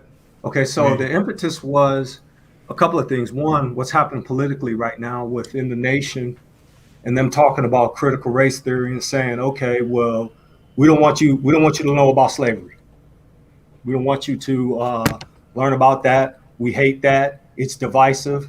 Okay, so it's divisive. It's divisive for who? I mean, you guys have been doing all this deviltry, so you should be exposed. And now other nations are coming out, and not only are they saying the same things that we're saying. They're like, okay, well, if you're the authority of morality, then be the authority of morality, be moral. But you can't because you're not. So that was the main impetus. And then two, you have a lot of brothers doing stuff on what's happening with our people now. And I noticed a couple of channels that I subscribe to, they're doing some things now. And so that was a driver as well. Because like Phil from, I'll say this specifically, Phil from the Advice Show, and if you're not subscribing to him, he's a great influence. And he said the same thing. Well, since you guys aren't going to teach it, then it's up to us to teach our people this. So that's really the driver, one of the drivers. Yeah, I've noticed that too. That the brother from the Advice Show, they have a lot of good information. In fact, I seen them. They had a brother speaking about the second Exodus, and talking about the diaspora coming back to Africa. Yeah. So that was definitely something. But Phil he hasn't been let's just say Phil is intelligent in his way of approaching the understanding of who we are as a people. Yeah. He's really strategic in that. Yeah. But the information that you brought out, this is so much, so many things that I was thinking about as I was seeing those images, and really asking myself, you know, the amount of people that were involved in that. You know, these people had children. They may have raised their children and taught them whatever values or so-called morals they had. You know, the question came to mind, what was these people that were committing these atrocities and barbaric acts? What type of religion did they identify with? You know, so I was thinking of all these things while really trying to absorb the information of all these things that were happening. But hats off to you, brother. Great presentation. Definitely got to have this in the archives. Put it up. Perhaps we can, like you said, build upon what we already have there, and bring even more information out. And I'm sure a lot of information going to come out with the brothers that were listening also. Well, I know between you and Malak and Kadar, and I'm going to yield. I'm just going to watch you guys go to work. Y'all are going to go to work, and I'm looking forward to hearing y'all part on this, because this is the best part of it. Not so much the information, but what you guys are going to bring out of it. Okay. But thanks again, Elder. Definitely appreciate it. Did any other brothers have anything to contribute to that? Let's get it going. Let's get some dialogue going here. Yes, you did a good job, real good job, and you brought out evidence that it's kind of hard to dispute because you brought out the newspaper. You can't dispute that. And one thing when I think about Red Summer, because I said, let me do some research on this, because I was thinking about Tulsa, Oklahoma, one of the biggest things. But when I did research on Red Summer, I realized, and plus with the evidence you brought out today, that it was like what they call it today, what's going on when they try to say the Arabs are committing genocide and are trying to attack America. Red Summer, a course of, I think it was 25 race wars. I think I remember what it was. In each one of them, whenever we fought back, we went to jail. Chicago, we went to jail. In D.C., because them brothers in D.C. and Chicago, they're going to fight back. So a lot of our people, when we did stand up and try to fight back, we ended up going to jail. It's about like the same way it is today. And one thing about the Red Summer, it marks 300 years, and we sit here talking about the 400 years. Oh, man. So that's one thing. And I think Brother Cleo did a great job. And with this newspaper ad is that he can, with the black lady that got killed. And it just made me think about, I don't know if y'all want us to bring out scripture, but it just made me think about bring it. Yeah, absolutely. Bring it, brother. Zechariah chapter 11, verse 5. Let me Zechariah chapter 11. Verse 5. Got it. You want me to read it? Yeah. I had that one queued up too. I'll start at 11 and 4. It says, "Thus said the Most High, my Elohim, feed the flock of the slaughtered, whose possessors slay them, and hold themselves not guilty. And they that sell them say, Blessed be the Most High, for I am rich, and their own shepherds pity them not." That's awesome, because you know what? When I hear that, that's an indictment, not only against the people that did this to us, but it's also an indictment of these people that's in the churches that's supposed to be teaching our people the truth, but leading them astray and leading them into this false religious mindset that causes them to be complacent with their own destruction. And that's interesting. They sold us, and they say, it's the mindset that they have even concerning the natives of this land. We stole it fair and square. That's how they look at it. We stole this fair and square. This is our land. God's blessed me to be able to do this. This is a blessing for me to be able to slaughter innocent people and kill children. And our own shepherds that's supposed to be leading our people towards the Most High, they don't even have any pity on the people. Their only concern is how much money they can get out of the people and how they can rob the neighborhoods, bloodsuckers of the poor. But yeah, definitely. I had that one queued up though. Yeah, that's a good one. But going back to what you're saying about Chicago, bro. I was thinking, everything has a ripple effect to it. How much of what we see that's happening in Chicago is the results of what happened back then? Because people don't think about that stuff. Just like with the bringing of drugs into our communities and things like that. When you constantly trotting down the people and destroy them, You know, their mentality gets destroyed. Their minds get destroyed to a point that they start to behave in such a way. You know? I mean, even on a small spectrum, look what happened in Jerusalem when our people got trapped in Jerusalem. What happened? They started eating each other. They started doing these type of things because a survival mentality cut in where they wasn't concerned about what would happen to us as a whole, and it was every man for themselves. You know? Mm-hmm.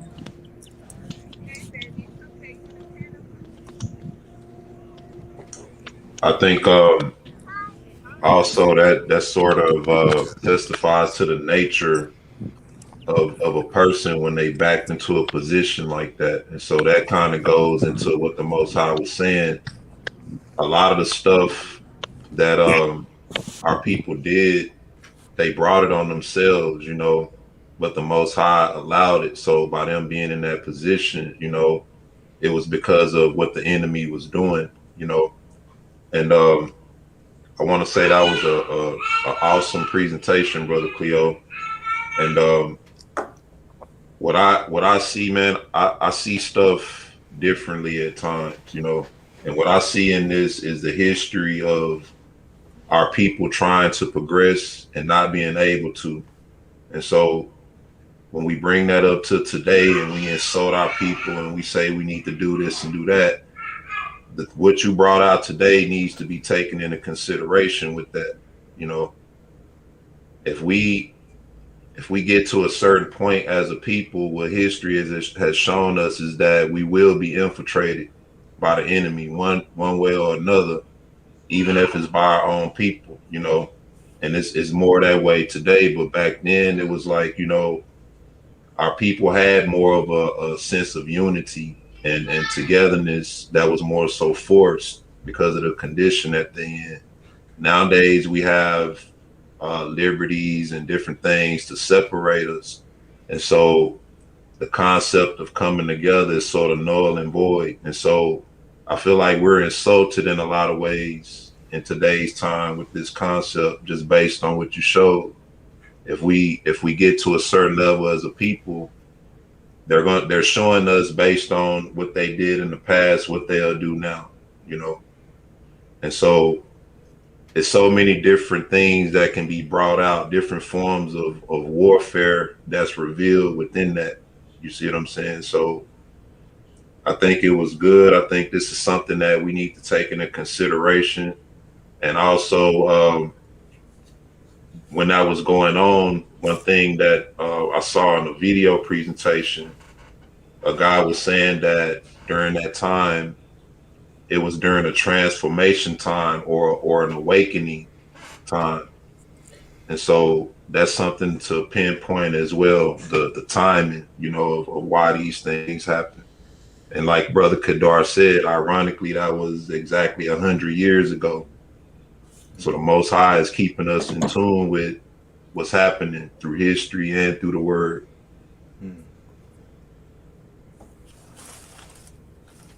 Wow.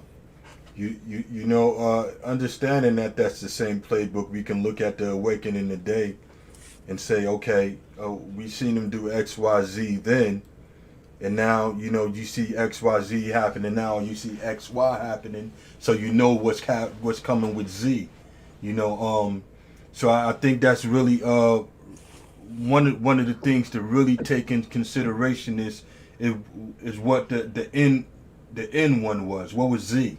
You know, and start preparing for Z, so that, you know, we don't get caught off guard, because to a certain point, you know, that revolutionary mindset or that spirit of rebelling against oppression is starting to get caught with our people, because they believe to some degree that they're fully integrated into this society. And you know, you hear people saying things like, I'm not black, I'm American, you know, and these type of foolish things that you wouldn't have heard back then, because it was evident and clear, even when you coming out of the military, that you were not one of them, you know, and that these rights and things that were extended to them don't belong to you, you know. So I mean, I've said this analogy before. I'll say it again. A lion coming out of the wild into captivity knows that he's in captivity, but his cubs born afterwards don't know anything other than that captivity. So that captivity is home to them, and that's what the issue is with our people today. Back then we had our people willing to jump off of ships and die, or fight to be free, or fight to have to be treated like humans. When our people today think that this is correct, how they're being treated, and they fear being put out there in the wilderness, or being separated from these people, because that's all they know. But the things that we see happening today, it's not only XYZ, but there's those are just pawns, and the master mover is orchestrating things for us to be let go. We're all just pawns. What part do you play? Maybe some may be kings, some may be rooks, some may be knights. But the one who's moving the pieces, is the Most High, and those that are on the side of wickedness think that they have somebody playing on their side, but they don't. He's moving all pieces. All pieces are moving because he willed it. But what else did I want to say? Critical race theory. This misnomer that when we speak on this is out of hatred. So now all of a sudden, to teach the history of the things that were done to our people is hatred. Now, I'm gonna say I'm gonna go right along with the brother Clay. I don't hate white people. I don't hate other people, but we damn sure have a right to. We have a reason, more than well of a reason, to hate people for what was done to us. And the Most High said, "I love them that love me." And those who seek me shall find me. So the Most High deal with that, and we supposed to have the same mindset as him. Live and let live. If you hate me, I hate you. And that's to the individual, and that's to this government. If this government hates me, I hate this government. If you're an individual and you don't have no ill will towards me, I don't have no ill will towards you. But if you hate me, I damn sure hate you too. Because you're against my survival and my existence. For what? What do you hate me for? But Hey, can I bring something out with that? Because I agree with that. And a lot of people think that that's not quote unquote biblical or scriptural. And I know a lot of people don't consider the Dead Sea Scrolls scripture, but let me pull that up real quick and you can keep going. I'm gonna find it. Absolutely. Hey brothers, jump in whenever y'all feel it. This is the discussion and not a teacher. It's a round table, so everybody's opinion and understanding is very valued right now. We want to bring the dynamic of everybody's thought process into this, so that the brothers and the viewers can be able to access and gain as much information and edification out of this as possible.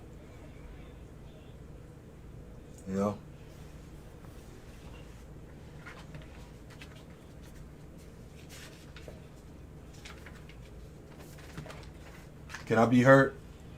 Yeah, we can hear you fine. I want to know. Have anything else? Well, I want to see what if in looking at the imagery and the documentation, were individuals able to correlate some of the things that they saw to right now. Mm-hmm. Because, like, for instance, I'll bring one out. The fact that you had rich people paying for somebody's bail, that sounds like Kyle Rittenhouse to me. Mm-hmm. And so looking at their playbook and looking at how they move and what they do, you're not just going up against Joe and Jane Citizen. You're up against Joe and Jane Citizen and all of the other things that we listed. So having said that, it's awesome that you're able to get through what you got through. It's awesome.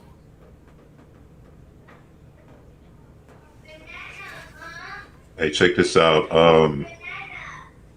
This is from the scrolls, and this is going to sort of back what you were saying about those who love us, we love them, and you know, if somebody hates you, you know, you have the same response back. You know, not to say that we're on any level or anything, but this is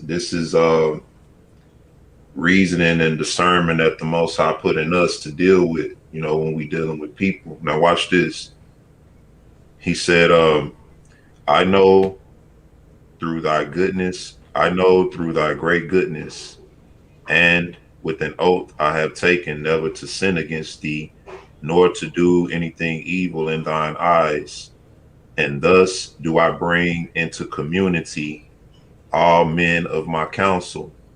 See, right there, he's setting the standard, saying that he only bring the men of his counsel, meaning the men that believe in the Most High like him. These are the only men I collaborate with and speak with. He's setting the standard. He said, I will cause each man to draw near in accordance with his understanding and according to the greatness of his inheritance. So will I love him. Just like we all congregate, get together on the phone, each one of us have an inheritance that we bring to the table, and we all embrace each other for it, but we all coming from the same source. He said, I will not honor an evil man, nor consider the bribes of shame. I will not barter thy truth for riches, nor one of thy precepts for bribes, but I will love each man according to his speech, and according as thou removest him far from thee, so will I hate him. And none of those who have turned from thy covenant will I bring into the counsel of thy truth. So we shouldn't even be burdening ourselves with people who reject it. If they reject it, going on, because we collaborating with people who got a heart to want this stuff. We in the last days where the Most High is waking people up, those who are the covenant. And so he said, as according as thou remove him far from thee, so will I hate him. So if the Most High remove somebody away from them, he's saying you do the same thing, no different from not associating with somebody that, not associating yourself with somebody that purposely reject the Most High. It's the same thing. Just building on that, just to back that, so people won't get confused about feeling that way, you know, because we got a lot of traitors among our people. Yeah, that, you know, it's really that type of mindset that's been implanted in our people through slavery and through Christianity, to think there's some kind of merit given by the Most High for you to be accepting of someone hating you, and still, you know, and still loving them. You know, that's not pleasing to the Most High. You know, the Most High is a man of war. You know, in order for us to carry out a lot of things that were done, that were ordered by the Most High, and for us to carry out some of the things that's going to be told us to do, we have to have a hatred for evil. We have to have a hatred for those who would want our destruction also. You know, the Most High gave us these emotions, not that we feed into them according to sin, but we feed into them according to what's been governed by Him and His will for us to do. You know, Exactly.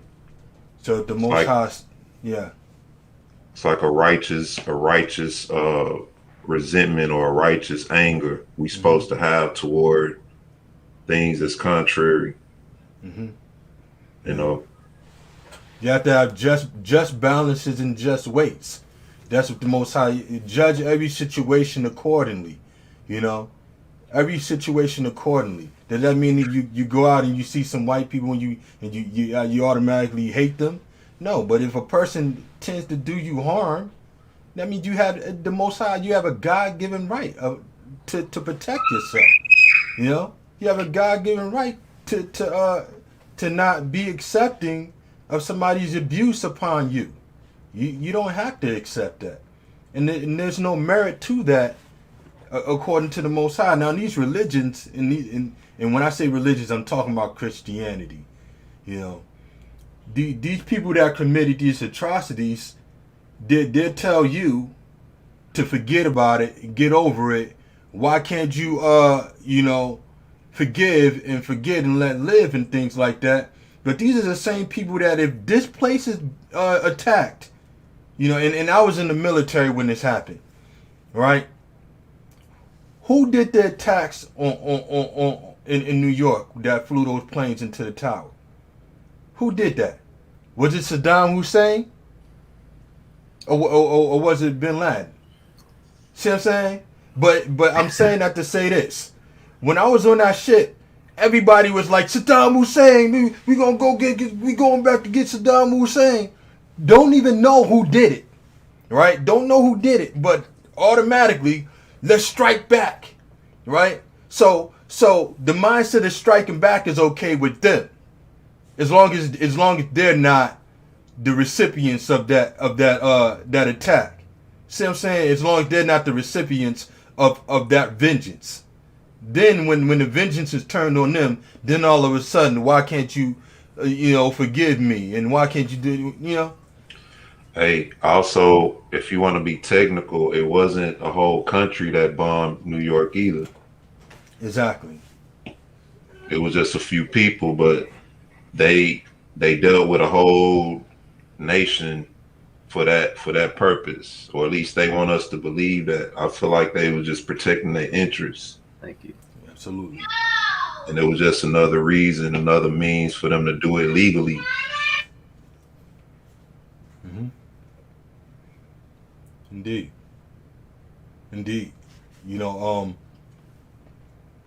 But you can see they use phrases like World War and things like that to cause a uproar or a concern about what's happening. But when we talking about World War, if we really talking about World War, it's been World War. It's been a World War going on. Who's causing the world wars if it's not the people occupying other people's countries and terrorizing them? Who's causing the world war if it's not the people bombing other countries and stealing their resources and enslaving people and committing apartheid in their country and stealing their resources? Who's causing the world war? But when you don't hear that type of language unless the war is threatening Eurocentric powers. You see what I'm saying? And that right there is the main premise to when you say world war, because like you always bring out, we've been in war since time immemorial. So because of that, what dictates it's a world war, and it's if the Western power is ever threatened, if their supreme position is ever threatened, then that becomes a world conflagration. Mm-hmm. But what when I was doing the study, what came to mind perceptually, there's a lot of precepts that I thought about, but I intentionally left that out and I was skirting around that because I want you brothers to bring out the precepts that support the information. But one of the precepts that I thought about, I think is in Revelation 14, where the saints are asking, I should have had it queued up, where the saints are asking, how long, Father, are you going to avenge us? And then it also talks about the patience of the saints. Now, our ancestors were very, very patient, which makes sense because they went through all of these things that we see. And so Christianity does not fit that bill. It never could fit the bill where you're talking about the patience of the saints. The saints are being patient while they're waiting for the return of Mashiach and waiting for them to leave out of where they are to come back to where we are so that we can, be on the same plane. So that's one that comes to mind. But there's there's a myriad of different precepts that come to mind, but most of the information that was brought out, if you didn't have the dates, it relates to now. And so really you brother's perspective is spot on. And I'd like to also hear, and we talked about this, I don't know if you want to do this or not, but we could bring in some of the people that's in the chat, because when my head's been down, I'm actually reading the chat and then laughing at the people in the chat, because the chat is typically ablaze. So, we could bring some of those people in, maybe put the link in there, and if you brothers are done, or if you brothers still, adding to the flavor of what was presented. But I do want to have a couple of people come in, like Donovan Ben Judah. He's been faithful. Demi's been faithful, and a bunch of other brothers and sisters that's been faithful. I want to come in and hear their voice. It'd be good to hear their voice and hear them speak on the information that they saw. All right, so I want to do that. Wait a minute. Before we do that, though, didn't the brother have a video? Yeah, exactly. I wanted to check that video out too, because that definitely add to the discussion. Yeah. So before we bring the other brothers and sisters in, I'll throw the link into the room.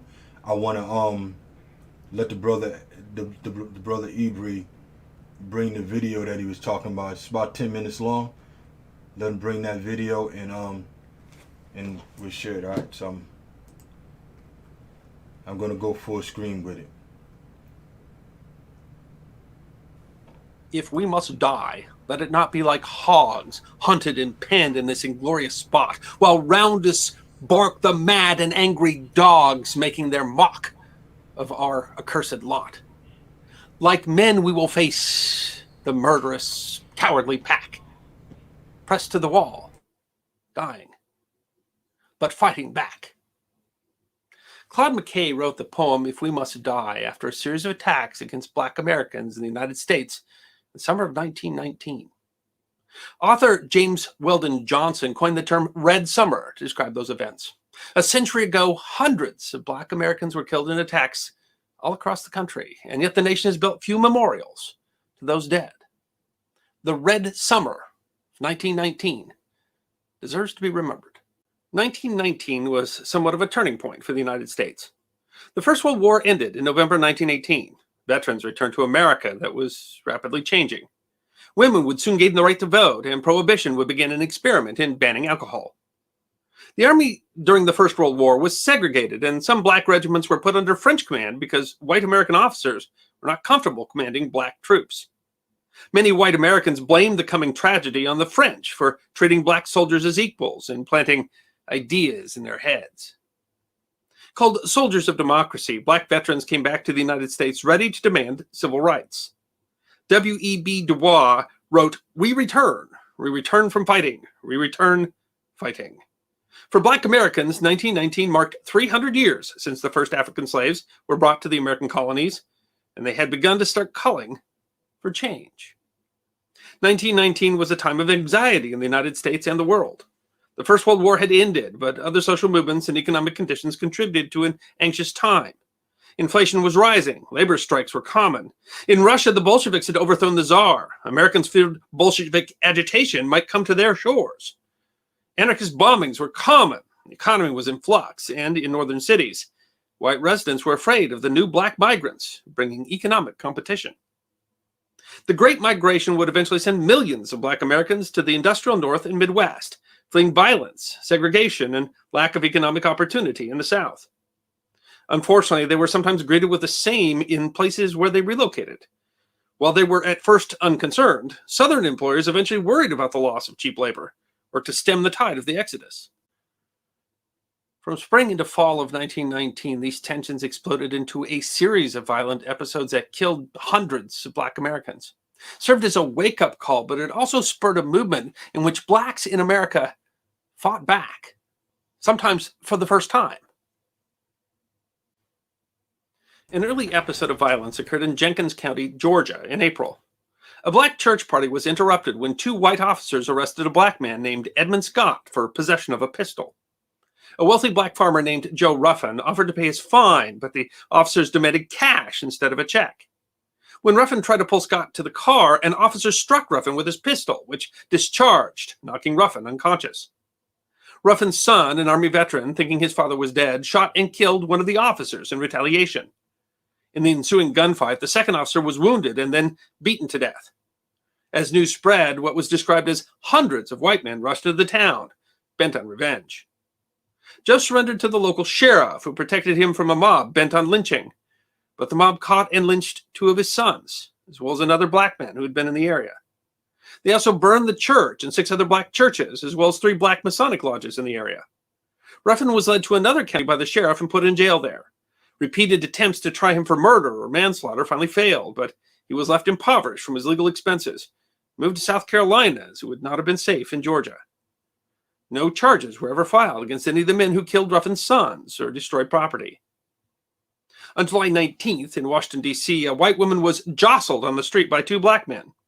One of the men was questioned by police and released, but a rumor started among some white Army veterans that the man had committed rape. A white mob started a 4-day riot, attacking and beating hundreds of black individuals and damaging businesses. When the city's police refused to intervene, black Americans fought back and defended their neighborhoods with firearms.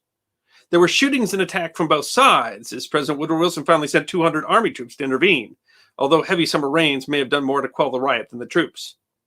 When it finally ended, July 25th, as many as 40 people had died from gunshot wounds or in street fights. At least 150 were injured.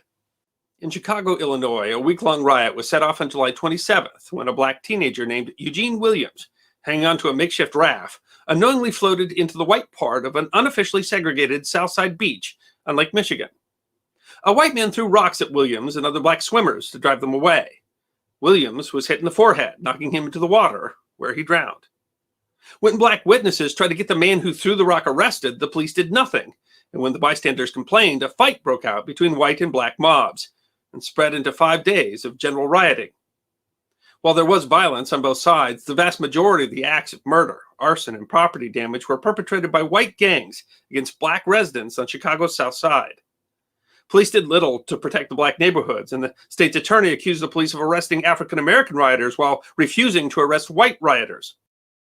I've never felt so close to the possibility of disclosure. So definitely. Illinois was forced to call in the militia to restore order. 23 black and 15 white residents were killed in the rioting. 500 more were injured. More than 1,000 black families were left homeless due to arson. The black men who fought back in D.C. and Chicago were often returning veterans of the First World War. They had military training, were ready to defend themselves and their families. It marked a difference from riots of previous years when blacks were attacked and mostly could not or did not defend themselves. The violence made one veteran, Harry Haywood, say he realized, "I had been fighting the wrong war. The Germans weren't the enemy. The enemy was right here at home." Economic tensions also impacted events at a riot in Omaha, Nebraska at the end of September. 2 years previous to the riot, a local meatpacking plant had brought in black workers as strikebreakers, and that had caused tension between them and white working-class people of the town. When a black man was accused of raping a white woman, a mob of as many as 10,000 descended on the courthouse, demanding the police turn over the man. The mob set fire to the courthouse and captured and tried to hang the mayor. They also destroyed private property, attacking black neighborhoods and stores. Eventually, the police, surrounded in the burning building, had no choice but to hand the man, named Will Brown, to the mob, who lynched him and burned his body. A young Henry Fonda witnessed the lynching and said it had a profound effect on him. Federal troops finally quelled the riot. 120 people were arrested for their involvement, but most were never successfully prosecuted, and all were eventually released without serving prison sentences. The deadliest episode in the Red Summer started September 30th in Elaine, Arkansas. A union of black sharecroppers was meeting with farmers to discuss how to obtain fairer settlements from white landowners, who they argued had been exploiting the farmers. The planters did not want to pay higher wages, and rumors insinuated that communists were behind the unrest, reflecting larger tensions in the United States as many Americans feared the Russian Revolution was coming to their shores. When 2 armed white deputies showed up at the meeting, they clashed with armed Union guards. It's never been determined who shot first, but a white deputy was killed. The local sheriff called for a posse to arrest those responsible for the killing. Spurred by rumors and sensational headlines about a planned insurrection, a mob of over 1,000 white men descended on the county, indiscriminately killing black men, women, and children. Estimates vary, but between 100 to more than 500 black people were murdered by the mob. The governor called in federal troops who disarmed both sides, but arrested and held 285 black residents. The governor established a committee of prominent white residents who, without interviewing any of the sharecroppers, concluded that the riot was caused by socialist agitators. Despite the widespread murders of black residents, an all-white grand jury indicted no white people and instead indicted 122 black men in connection with the riot. Arkansas had used poll taxes to disenfranchise most black voters, thus removing them from the jury pool, and the black men were tried by all-white juries, often accused with evidence from witnesses who were coerced, in trials where armed white mobs were outside and sometimes even inside the courtroom. 12 men, called the Arkansas 12, were convicted of murder, sentenced to death. Eventually, the U.S. Supreme Court vacated 6 of those convictions on the grounds that the mob atmosphere and coerced testimony denied the men due process. The other 6 were given indefinite furloughs by outgoing Governor Thomas McCrae and taken out of state to prevent their execution. Most modern researchers discount the assertion that there was a planned insurrection or any plan to target white planters for murder, but a conference held in 2000 to review the facts of the event found that the claim appears to be still widely believed. While these represent a few of the more violent events of the Red Summer, they are just a few of the more than 25 riots, massacres, and lynchings that occurred across the United States in the late spring into the fall of 1919. In the aftermath of the Red Summer, Dr. George Haynes, a sociologist employed by the Wilson administration, published a report in the New York Times and other newspapers. It was a call to action about the epidemic of lynchings. The report concluded that from 1889 to 1918, more than 3,000 black people had been lynched in the United States. The report highlighted that states rarely prosecuted the perpetrators of the lynchings and showed little motivation to address the problem of lynchings. He warned that unchecked mob violence creates hatred and intolerance, making impossible free and dispassionate discussion not only of race problems, but questions on which races and sections differ. In such a state of mind, Dr. Haynes wrote, a trivial incident can precipitate a riot. Haynes' report largely fell on deaf ears. The government and news media largely attempted to frame black resistance to the violence of the Red Summer as derived from socialist agitators. The government provided evidence to the media to support his assertion that political organizations were urging blacks to embrace communism. They said that unions were spreading propaganda to breed racial hatred and accused W.E.B. Du Bois of editorializing about socialism. Others, including future FBI Director J. Edgar Hoover, blamed black radicals while ignoring white perpetrators of violence. Black newspapers like the Chicago Defender told a different story. Journalists like Ida B. Wells investigated the attacks and got the story out that blacks were sometimes justified in fighting. There was some progress. The Supreme Court decision in Moore versus Dempsey, which effectively freed the Arkansas 12, represented a significant shift in policy towards a wider use of federal writs of habeas corpus to oversee state court convictions and represented stricter scrutiny by the Supreme Court of state criminal trials in terms of their compliance with the Bill of Rights. But the largest effect of the violence of the Red Summer was on the black community. Throughout the Red Summer, the National Association for the Advancement of Colored People had been contacting government officials to raise the alarm, but they were mostly met with indifference, sometimes outright hostility. The NAACP had been formed after the 1908 Springfield, Illinois race riot. In those days, it was led by prominent white supporters of black civil rights. After the Red Summer, black Americans emerged as the leaders of the NAACP and began directing the legal and political advocacy that would lead to success in the civil rights movement in the mid-20th century. By the early 1920s, membership had increased to 100,000 from just 9,000 before the First World War. In the next 60 seconds, I'm going to show you a smoothie recipe that will kill your... 100 years later, the nation is still trying to come to grips with the events of the Red Summer. The violence is largely forgotten, even in communities where it occurred. People have been afraid to bring it up for fear that it would raise new tensions, or maybe just because they didn't want to face the past. Chicago is hosting a number of historical events this summer to help the city remember this nearly forgotten chapter in its history. And for the first time, 100 years later, a memorial is being built to the victims of the Elaine, Arkansas massacre, though not in Elaine, in nearby West Helena. In April, a willow tree was planted in Elaine to memorialize those victims. And in August, in the night, someone came and chopped it down, a sign that not everybody wants to remember the past. There are very few historical markers to the violence of the Red Summer in the United States. To most Americans, it is just forgotten history, even though it was the beginning of an awakening. I hope you enjoyed this episode of The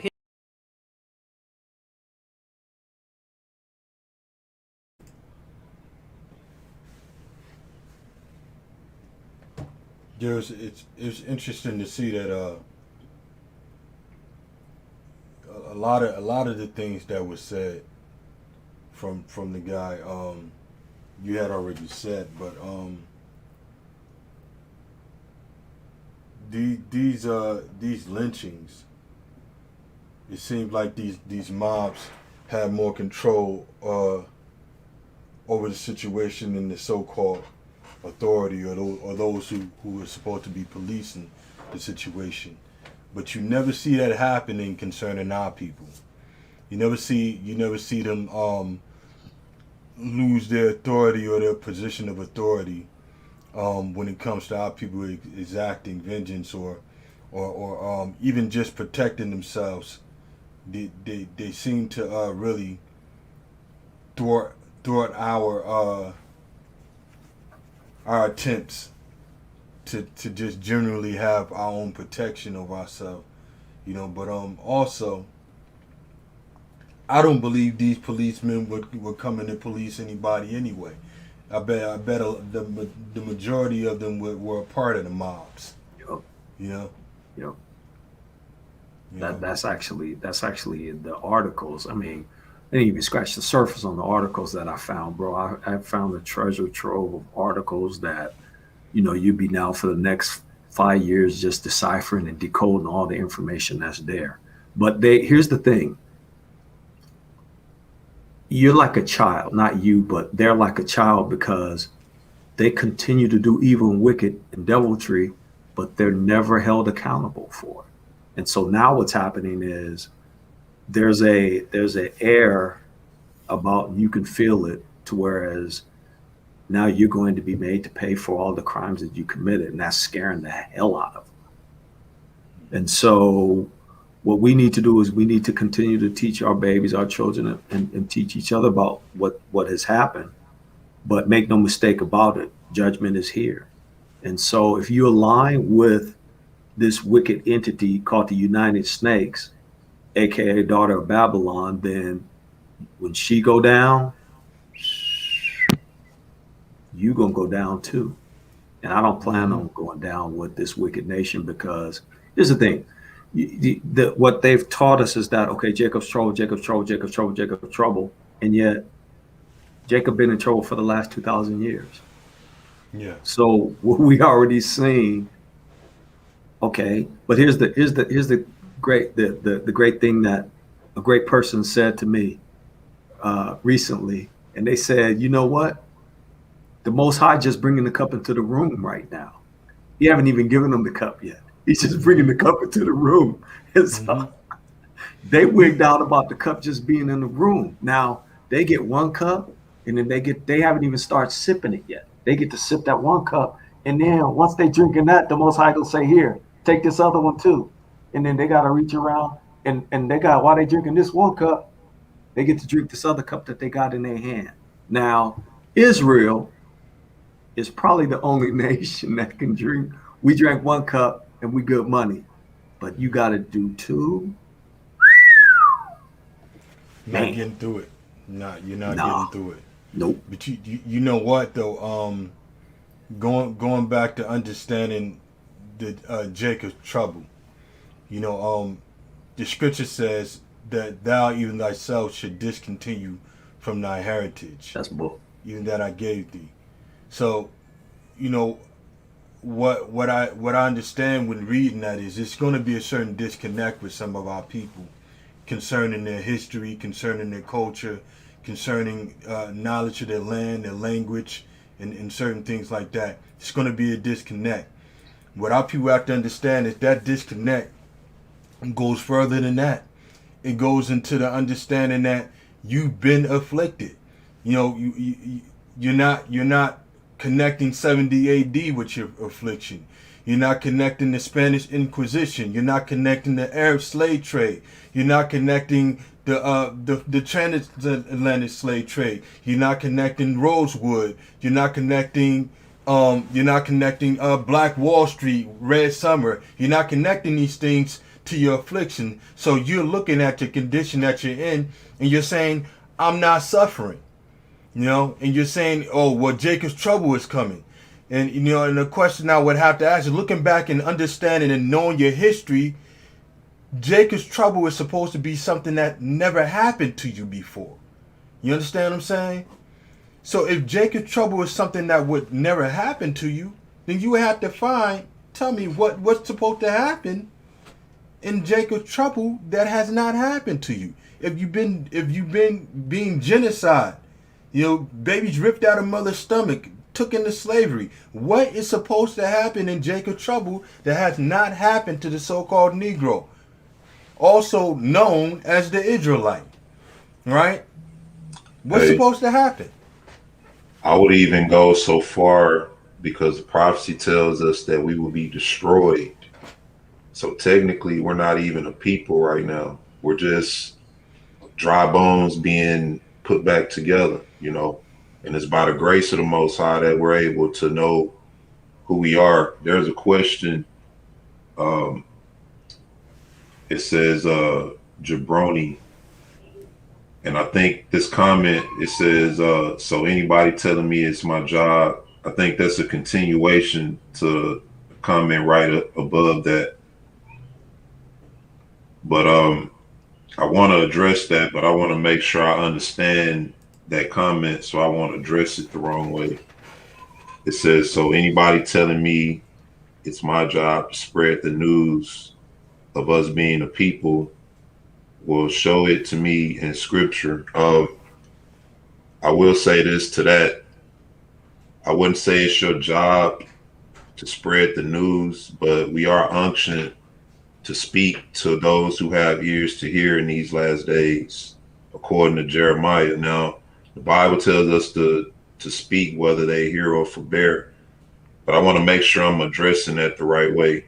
I don't want to just start talking and that's not the context of that particular comment.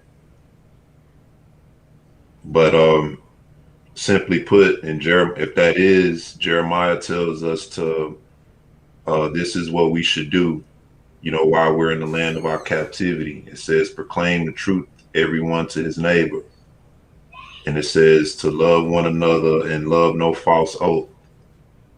So whenever you have an opportunity to speak it, let it be known whether they hear or whether they forbear.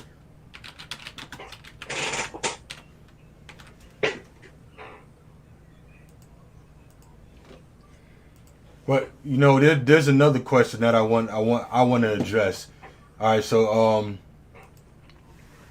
and this is the mindset that you have to prepare for having what I'm about to speak to you. Mr. Thorpe 69 says we can't. He probably meant to say fight. He said we can't fight them for being and doing what they do. Really, it's their nature. When you haven't been exposed to the Most High and His laws and commandments, what should we expect? Well, we should. Well, here's the thing, right? The Most High puts something in every man, right? The Most High puts something in every man that allows him to actually know what right and wrong is. You know what that is? You know what that's called? It's called a conscience, all right? All of us were endowed with that for us when the Most High breathed life into us. The Spirit of the Most High in our conscience, telling us that something's wrong before we even do it. You understand what I'm saying? But as far as expecting them to do what they're gonna do, and we can't fight them for that, the scripture said that you are His battle axe. That's what the scriptures say. He said we are His weapons of war. Right? Let me grab something. Right? Yeah, I think the comment, I think he's trying to say we can't fault them, like put a fault on them for being or who they are. Blame them. Yeah, absolutely. The Most High blames them. The Most High blames. If the Most High blames them, then what should we do? We also have a responsibility to accept our part in our condition. Absolutely. But that is not to negate that they had a part in it too. All right? If we're not gonna if we can't fault them, nobody can fault them. The Most High told us that we would fault them for what they did to us. The scripture testify that there's someone to blame for this. You know? Yeah. So I agree. when we start talking about fault, you know, we have to remember where that type of language or that type of mindset comes from. It comes from Eurocentric Christianity. Why? Because Eurocentric Christianity is nothing but how can I say this? Cultural appropriation. That's all it is. It's their way of alleviating themselves of the responsibility of what they would do and what they have done, and what they still do. All right? That's their way of alleviating themselves of judgment. To say, Christ died for us all, so I don't have to pay for what I'm continuing to do and what my forefathers did. Right? That's what Christianity does, and what it also does, it's one hell of a drug, because what it does to the Negro mind is what we see right here, where we somewhat try to escape that trauma by acting like it didn't happen. You know, we can't fault them, right? So let's just forget about it.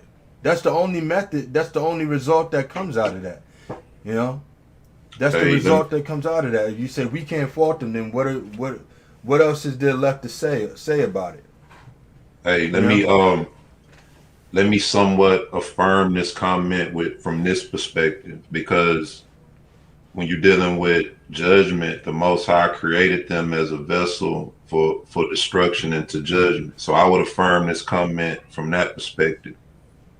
You know, you can't fault them for doing what they do, because they're used for that purpose. They're not exposed to the laws and the commandments and the covenants of the Most High, so they don't have that. The Most High didn't give them that.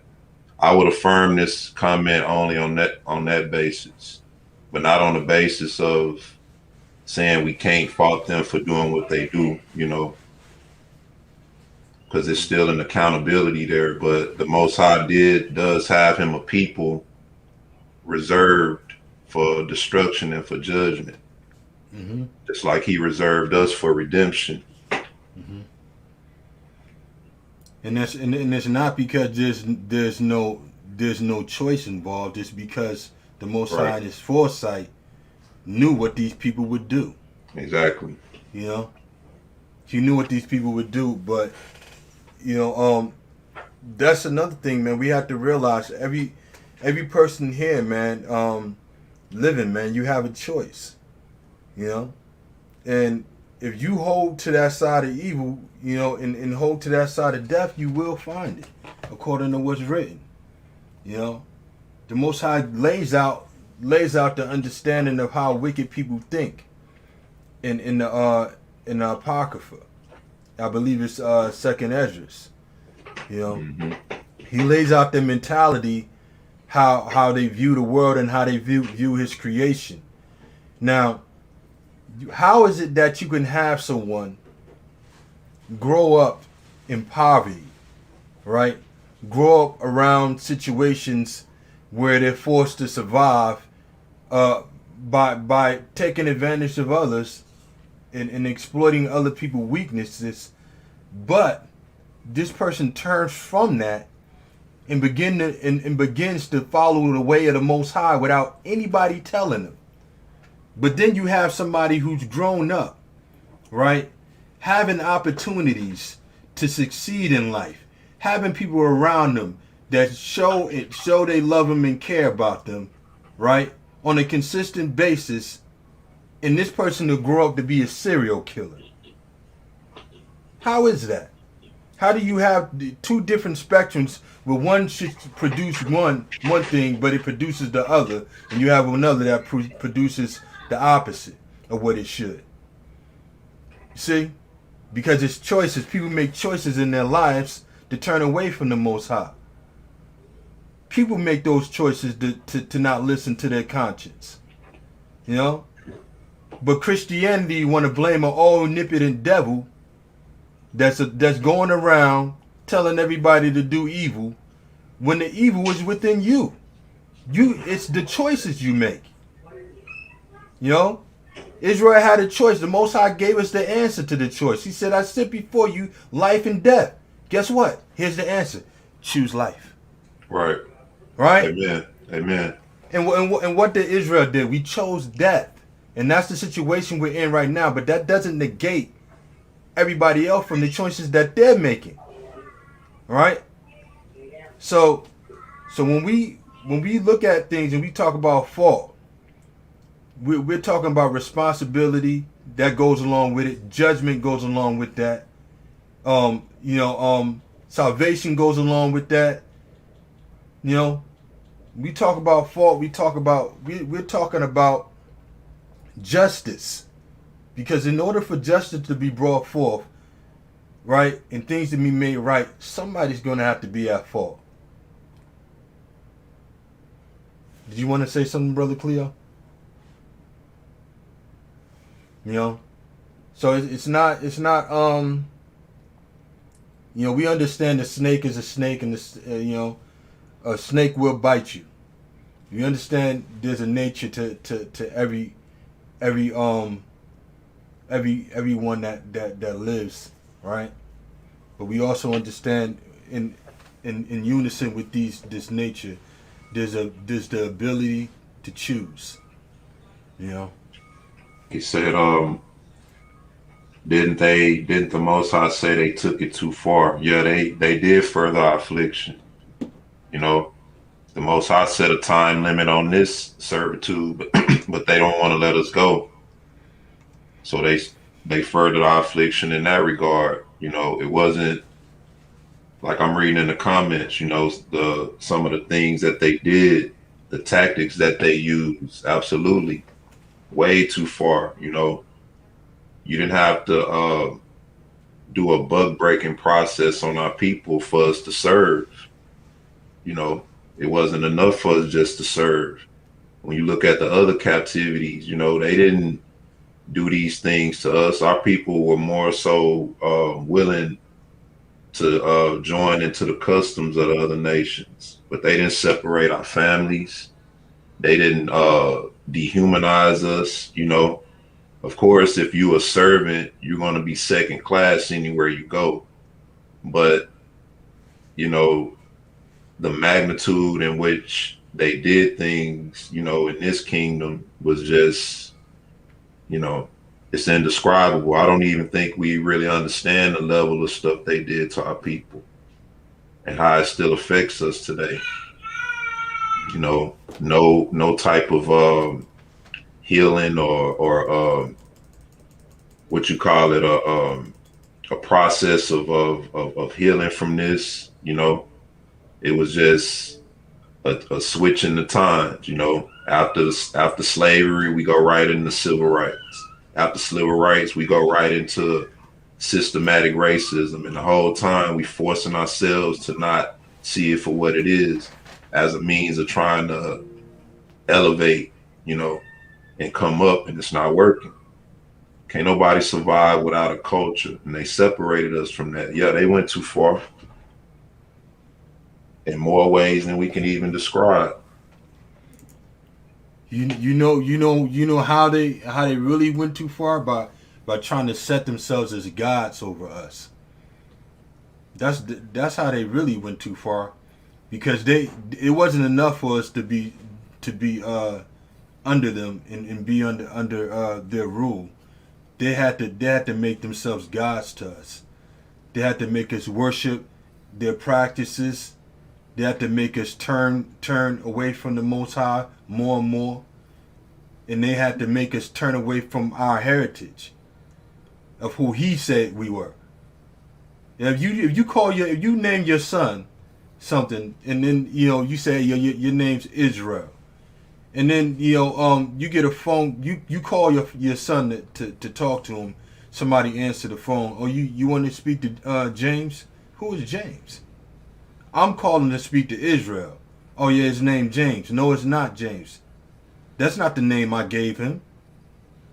I didn't give my son the name James. I gave him Israel. Who named him James? Oh, I named him James. That's his name now. Right? So the thing is, man, they want to set themselves as gods over us. But this is what the Most High say in Isaiah 47:6.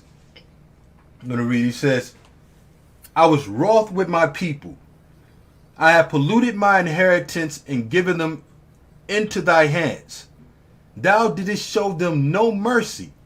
Upon the ancient hast thou very heavily laid thy yoke. And thou said, I should be a lady forever. So that thou didst not lay these things to heart. Neither didst thou remember the latter end of it. So it's written. The Most High said the end from the beginning. These nations got record of what happened to Egypt, what happened to Babylon. What happened to every nation that touched Israel, but yet they doing what they doing. Right? It says, therefore hear now this, thou that art given to pleasures, that dwelleth carelessly, that saith in thy heart, I am, and none else beside me. You hear that? They say, I am, and none else besides me. I am what? I'm Israel's God? What? She says, I shall not sit a widow as a widow, neither shall I know the loss of children. But these two things shall come upon thee in a moment, in one day, the loss of children and widowhood. They should come upon thee in their perfection, for the multitude of thy sorceries and for the great abundance of thy enchantments. All right? So, all the wickedness and all the things that these people are doing, trying to set themselves up to be God. You know, what nation is there that's going throughout the earth to establish their Eurocentric ways upon and impress their ways on everybody? And force everybody to do as they want them to do. And to do as the Romans would do. You know? What nation got Western society permeating throughout the earth where there's no order within people's family structures because they've been corrupted through the ways of this place? See what I'm saying? We as Israelites, Israelite men, you know, we have our family structure being torn apart, where there's no order with the women. You know, there's no order with the children. And the scriptures is clear. It says, those that rule over you cause you to err. But what did it say before that? It says, as for my people, women rule over them, and children are their corruptors. It said, oh my people, those that lead you cause you to err. So the basic family structure is being destroyed through the ways of this place. You know? But they wanna put out this type of or promote this mindset of righteousness and morality within this place when it's false. You know, and that's why they against this so-called critical race theories, because it unveils the gruesome history that this place has betrayed upon our people from the start. You know, they want to erase the history because they plan on erasing us at some point. You know? Hey, you know, the 1919, that falls within the time frame of the Jim Crow laws. You know, after 246 years of chattel slavery, that puts us at around like 1865 or so. So that's what started the Reconstruction era, where they put all the Jim Crow laws in, and they actually instituted laws that made it to where they could do what they did and not go to prison or not serve any time for it. And we're still under those laws today. They're called Black Code laws. They still on the books. And so this is why when they do this stuff, you see what we see. You know, it takes a big uproar and a big thing for them to react or respond, you know, just like the last situation, you know. And I think they only did that to make black people feel good because they had another agenda. Now they want us to to trust them with their health injections. Y'all know what I'm talking about. Yeah. So they gave us some justice on that part, and that was supposed to make us feel good about trusting them. And you haven't really heard or seen anything in that regard since. And so it's just, you know, we're dealing with laws, you know, from 1865 up until systematic racism started around the civil rights era, because the civil rights movement was a front movement too. But all of that was under black code laws, and we still under it. Do me a favor. There's a comment that really outlines what you just mentioned. The comment by E. Harris, where he talks about convict leasing, sharecropping, Jim Crow, slavery under 13th Amendment. Yeah, that's a E. Harris. Apologies if you're not a male. I shouldn't be presumptuous, but that's a bomb comment, because you can see through all of these the progression, and in each one of these they've enacted laws that says, okay, we're going to keep the Negro, and I'm using that phraseology just based on today's presentation, we're going to keep the Negro in perpetual bondage, and we're going to keep our system going, because if we can keep them in perpetual bondage, that means that we're going to also make more money. Because remember, when the migration started happening and brothers started leaving the South going north, the South got all bent and they started losing a lot of money. So nothing's changed today. Anytime there's any laws enacted, they're because of us and you. So anytime there's a new law, like any gun laws, white people have had guns for time immemorial.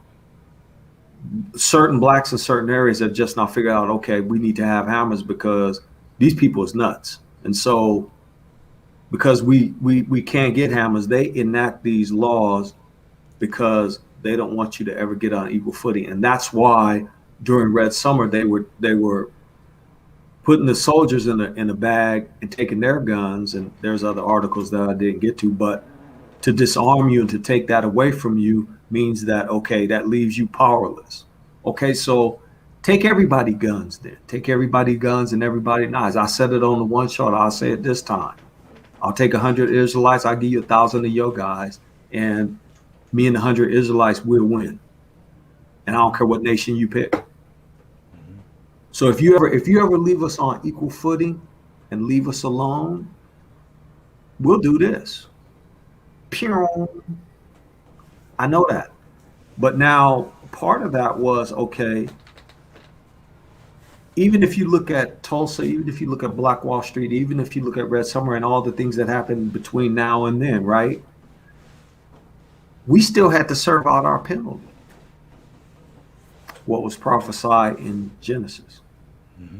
And so having served that, it's like, okay, so this dovetails and segues into next, whatever next is, or whatever you view as next. But you know, if there's some folks in the if there's some folks in the chat that want to jump on, I love to hear from the chat and hear their perspective. There's some great comments coming in. Yeah, absolutely. If it's anybody that's in the chat that would like to join us and speak your mind, I've posted the link up several times for you to join us. I don't know if there's anyone there, but I'm posting it 3 times for you. 3 times for anybody that wants to join the chat. Yeah, we have one individual, Demi, if I'm pronouncing that right. They were trying to get in, but they said they kept getting kicked out. So I don't know if it's a system problem or phone or what the issue is. Try it again, Demi. Yeah, there's the one brother who I see. This one brother, I'm being presumptuous yet again, so please forgive me. There's the chat right there. Jabroni. I see this brother on Hebrew Sphere and on different channels with a lot of good commentary, and the work that you do on Hebrew Spirit is good. If you want to jump on and speak your piece, you're more than welcome, Mr. Thorpe. Yeah, absolutely. Ruach Hadnot. I'm just going down the line. E. Harris, if you want to jump on. Sheila, don't be mad at Alton. Sheila did an Alton reset. Don't be mad at Alton. Alton go come around at some point because he gonna realize that he didn't get raptured with that rapture Mickey Mouse stuff that he was talking about, which don't make any sense, but it is what it is. Optimal Training. I've seen you around. I've seen you in these parts. I've seen you on different channels. I've also seen you on the Sphere as well, if I'm not mistaken. So any of you that want to jump on and There's the link, Ruach. There's the link. I'm gonna chime in from my phone, bro. So let me in through the background. All right, absolutely. Ruach have not. All right, we got William in here. William Smithers. Peace, brother. How you doing? Can you hear us? Yeah, I can hear you. All right. Glad to have you in, brother. Yeah, brother. Blessings. Absolutely. So what's your thought on it, bro? I mean, some Jews for us.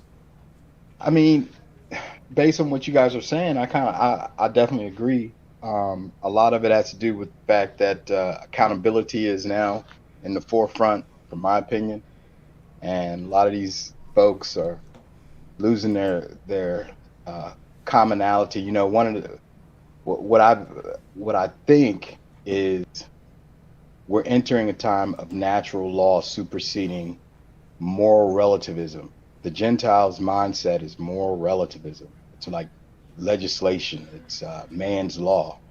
But what's happening now is that all that man's law is being superseded now by natural law because it's time. That's part of when the fullness of the Gentiles come in. It means that the natural law of things is going to come back to order. Like you guys were saying, there's going to be order to it. The Most High allowed order to be in disarray for a while. He winked at it. He let them do he let them go too far. He let them do everything that they wanted to do. Now, after the 400 years, now with these blessings and curses changing, now we're back to natural law. It's funny because a lot of folks, a lot of the Gentiles, when they're talking about, these preppers and they go all the way as far as to say that there's something going on and some change that's happening, but they won't take accountability for the actual change.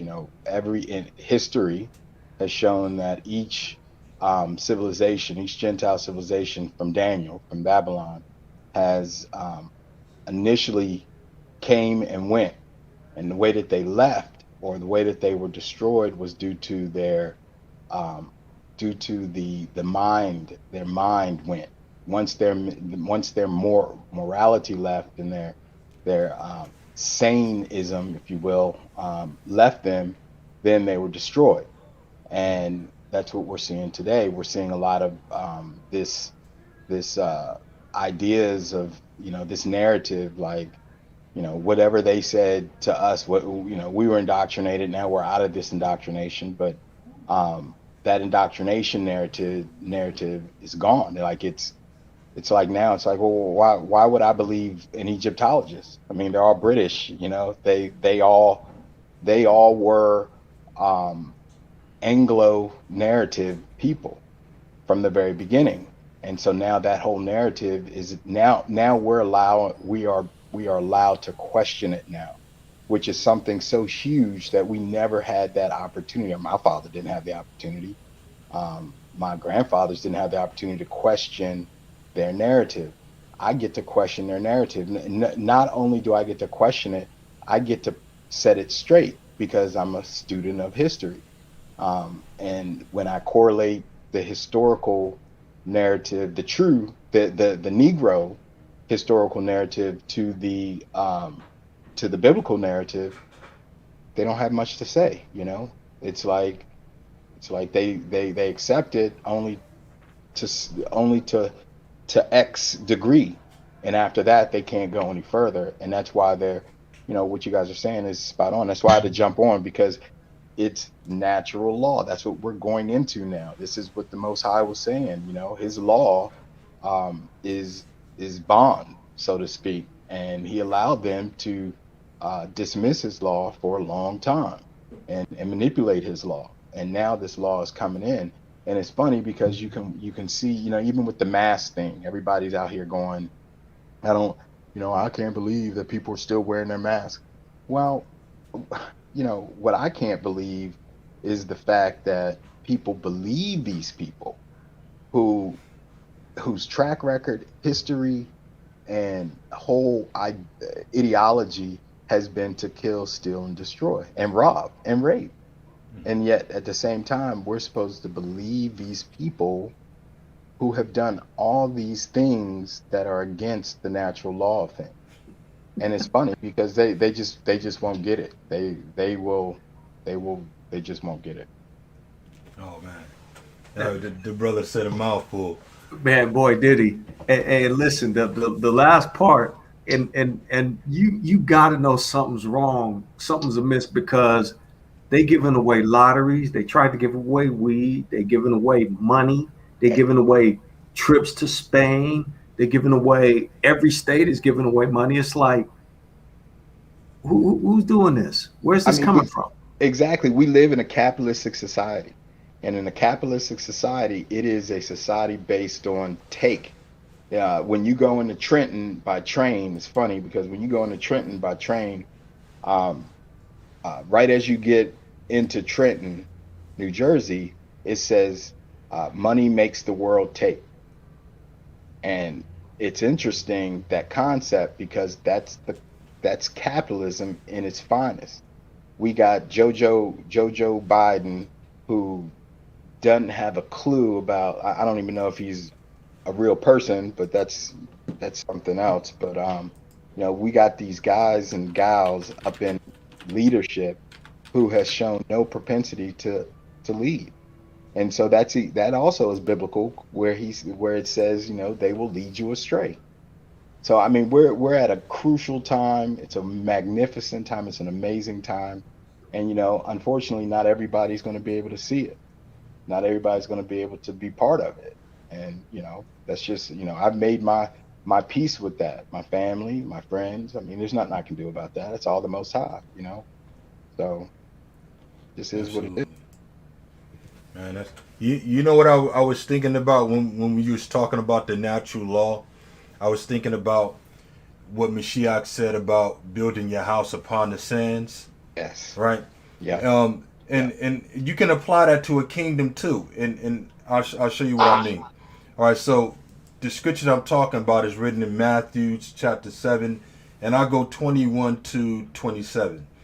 It says, "Not everyone that saith unto me, Lord, Lord, shall enter into the kingdom of heaven, but he that doeth the will of my Father which is in heaven. Many will say unto me in that day, Lord, Lord, have we not prophesied in thy name, and in thy name have cast out devils, and in thy name done many wonderful works? And then will I profess unto them, I never knew you. Depart from me, ye that work iniquity." Now I'm going to stop right there for a second. I'm going to say this.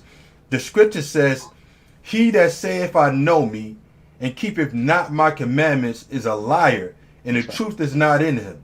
So if you claiming to do these things and you're not keeping his commandments, then you're a liar, right? So if you don't know him, then he definitely don't know you, right? Exactly. So I never knew you, right?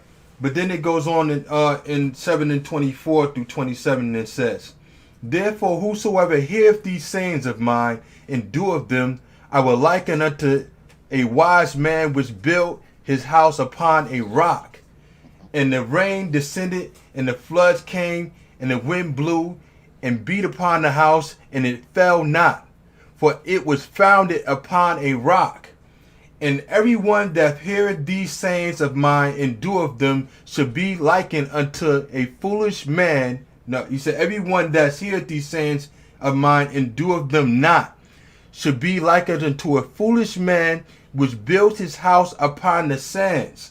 And when the rain descended and the floods came and the wind blew and beat upon that house, and it fell. And great was the fall of it. Right? So, what I gather from that is the strong foundation, right, that we all must have is the Most High's laws. This kingdom doesn't have the foundations, doesn't have the Ten Commandments, because if it did, they wouldn't have been doing what they did to our people in the first place. And second, you have degradation going throughout this society, which is causing this house to fall. A house divided cannot stand. You can't have a house with all these different ideologies and different streams of life that's gonna permeate throughout the society. That's against what's supposed to be the foundation of this place, right? Let me bring another person in though. That's all I wanted to say on that. No, and that's real talk. That's really straight up, because a lot of people are going to be caught off guard. It's funny because when you look at the New Testament, so-called, they use that as their guidepost.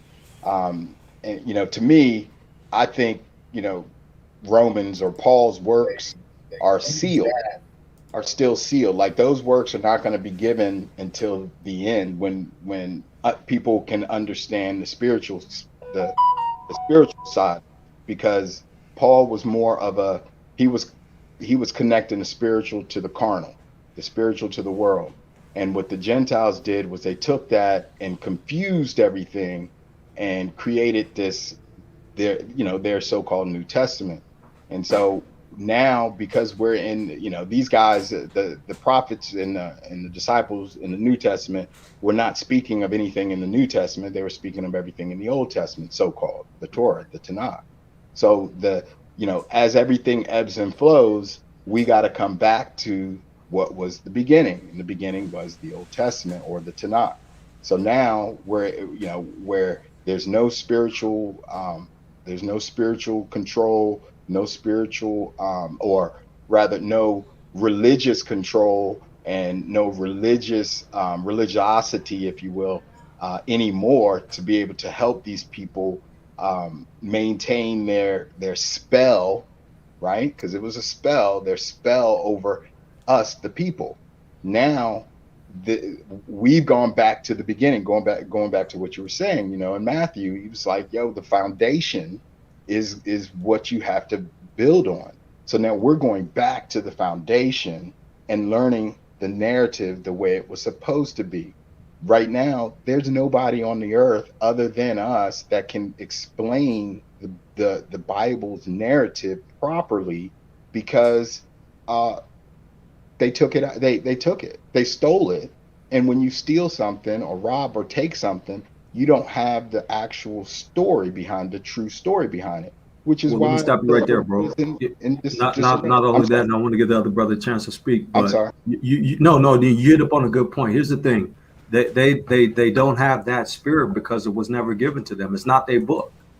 That's just like if I take your book of your history and your family, and I would give it to the brother right there and say, okay, brother, tell this man's history with the Clemson shirt on. Tell his history, and you act like you him and you be him. Oh, by the way, be his family too. You can't do it. No, you can't do it. No. So you brought some good points. I want the other brother to chime in. Brother, I see you. I don't know your name, but you can jump on and start speaking anytime. Brother with the crown on his shirt. How you doing? I'm Brother Roy. Hey, Shalom. Peace and blessings. Peace and blessings. Man, I just jumped on because this is an interesting topic I've been talking about with people over the last week or so. And I just give it to you the way the Spirit gave it to me in my heart. So the first thing I want to read is from the Bible.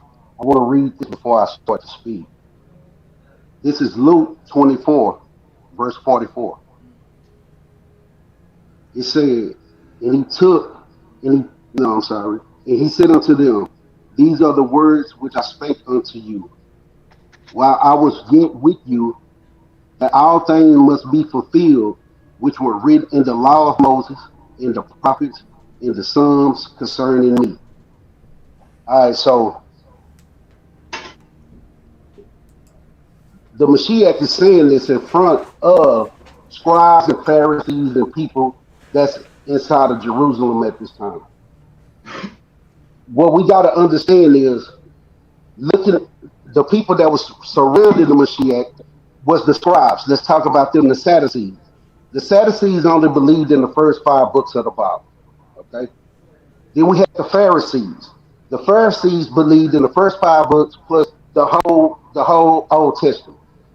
So they could never get over, they could never cross over to seeing the Messiah in his fullness. That's why they weren't able to understand it. Mm-hmm. God said whatever was wrote in the law of Moses, all the prophets from Daniel to Ezekiel to Isaiah, all the prophets, all the Psalms, it's about me. So I'm there in the beginning, I'm there in the end, I'm there in the middle, I'm everything. Now, what you got to understand about our people, when you see them come out the ark, it tells you about the other 2 sons, but it never follows those people. It follows one bloodline. So that's the most key thing. It's the bloodline we must focus on. Once we establish the bloodline, then we gotta start looking who I took captive of this bloodline that God tells you to follow, that He chose it throughout the Bible. Once you realize that, you will realize that whatever nation has these people in possession, that's who got world power. Because you can only have world power on God's earth holding His people that He chose. So the reason why now the America is built the way it is, I don't blame my people for having the mind that they do. That's why God gave spiritual enlightenment to me, is to wake back up the spirit in the people.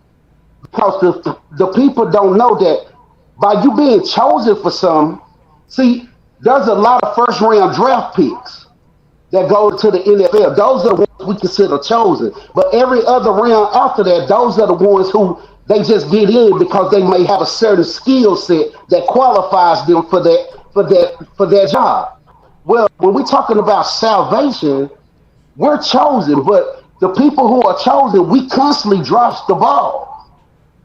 Because sometimes we get built around the mind of Sadducees and scribes and Pharisees who still couldn't see the Messiah when he was standing in front of them. And they wanted to kill him. They chose robbers and murderers over him. That's the mindset of our people, because our people done been through so much bondage. They done took us from Babylon to Greek to Rome to Persia. So when you think about these things, then you look at it from this aspect. Every king, whenever you in bondage, you must learn the customs of those people, right? So embedded in Yah's bloodline is a bunch of false God and false teaching and all this. They tried to, like Brother Ibri said, they raped our people trying to knock God's bloodline away. They trying to take the whole spirit of God out of us. If you kill off God's people, I think there's no reason for the earth to continue to go on. But see, He's a covenant God. So as He told Abraham, that's why they can't look at all the nations within building bunches and we still stand. Right. That's because whenever God chose something, you can't snatch anything out of His hand. Look in Isaiah. He said, if you I stand up and prove it. But our people are so brainwashed where you will read the whole Bible and still call yourself a religion. Hell, when you say you are a black man or a black woman, you ain't got to say you're an Israelite. To say yourself as a black man and a black woman and still say, I'm a Christian, I'm a Baptist. Well, where did Noah say that? Where did Moses say it? Where did Daniel say it? Where did Isaiah say it? Where did Jesus say it then? Hold on, I got to interrupt you, bro. I got to interrupt you on that point. Here's why.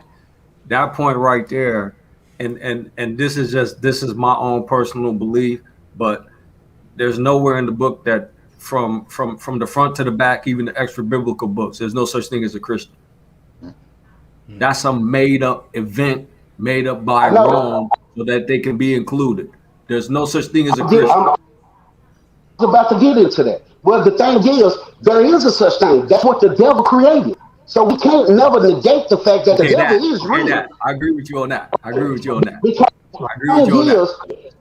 Because the thing is, through everything in America is built off the devil, as you can see it.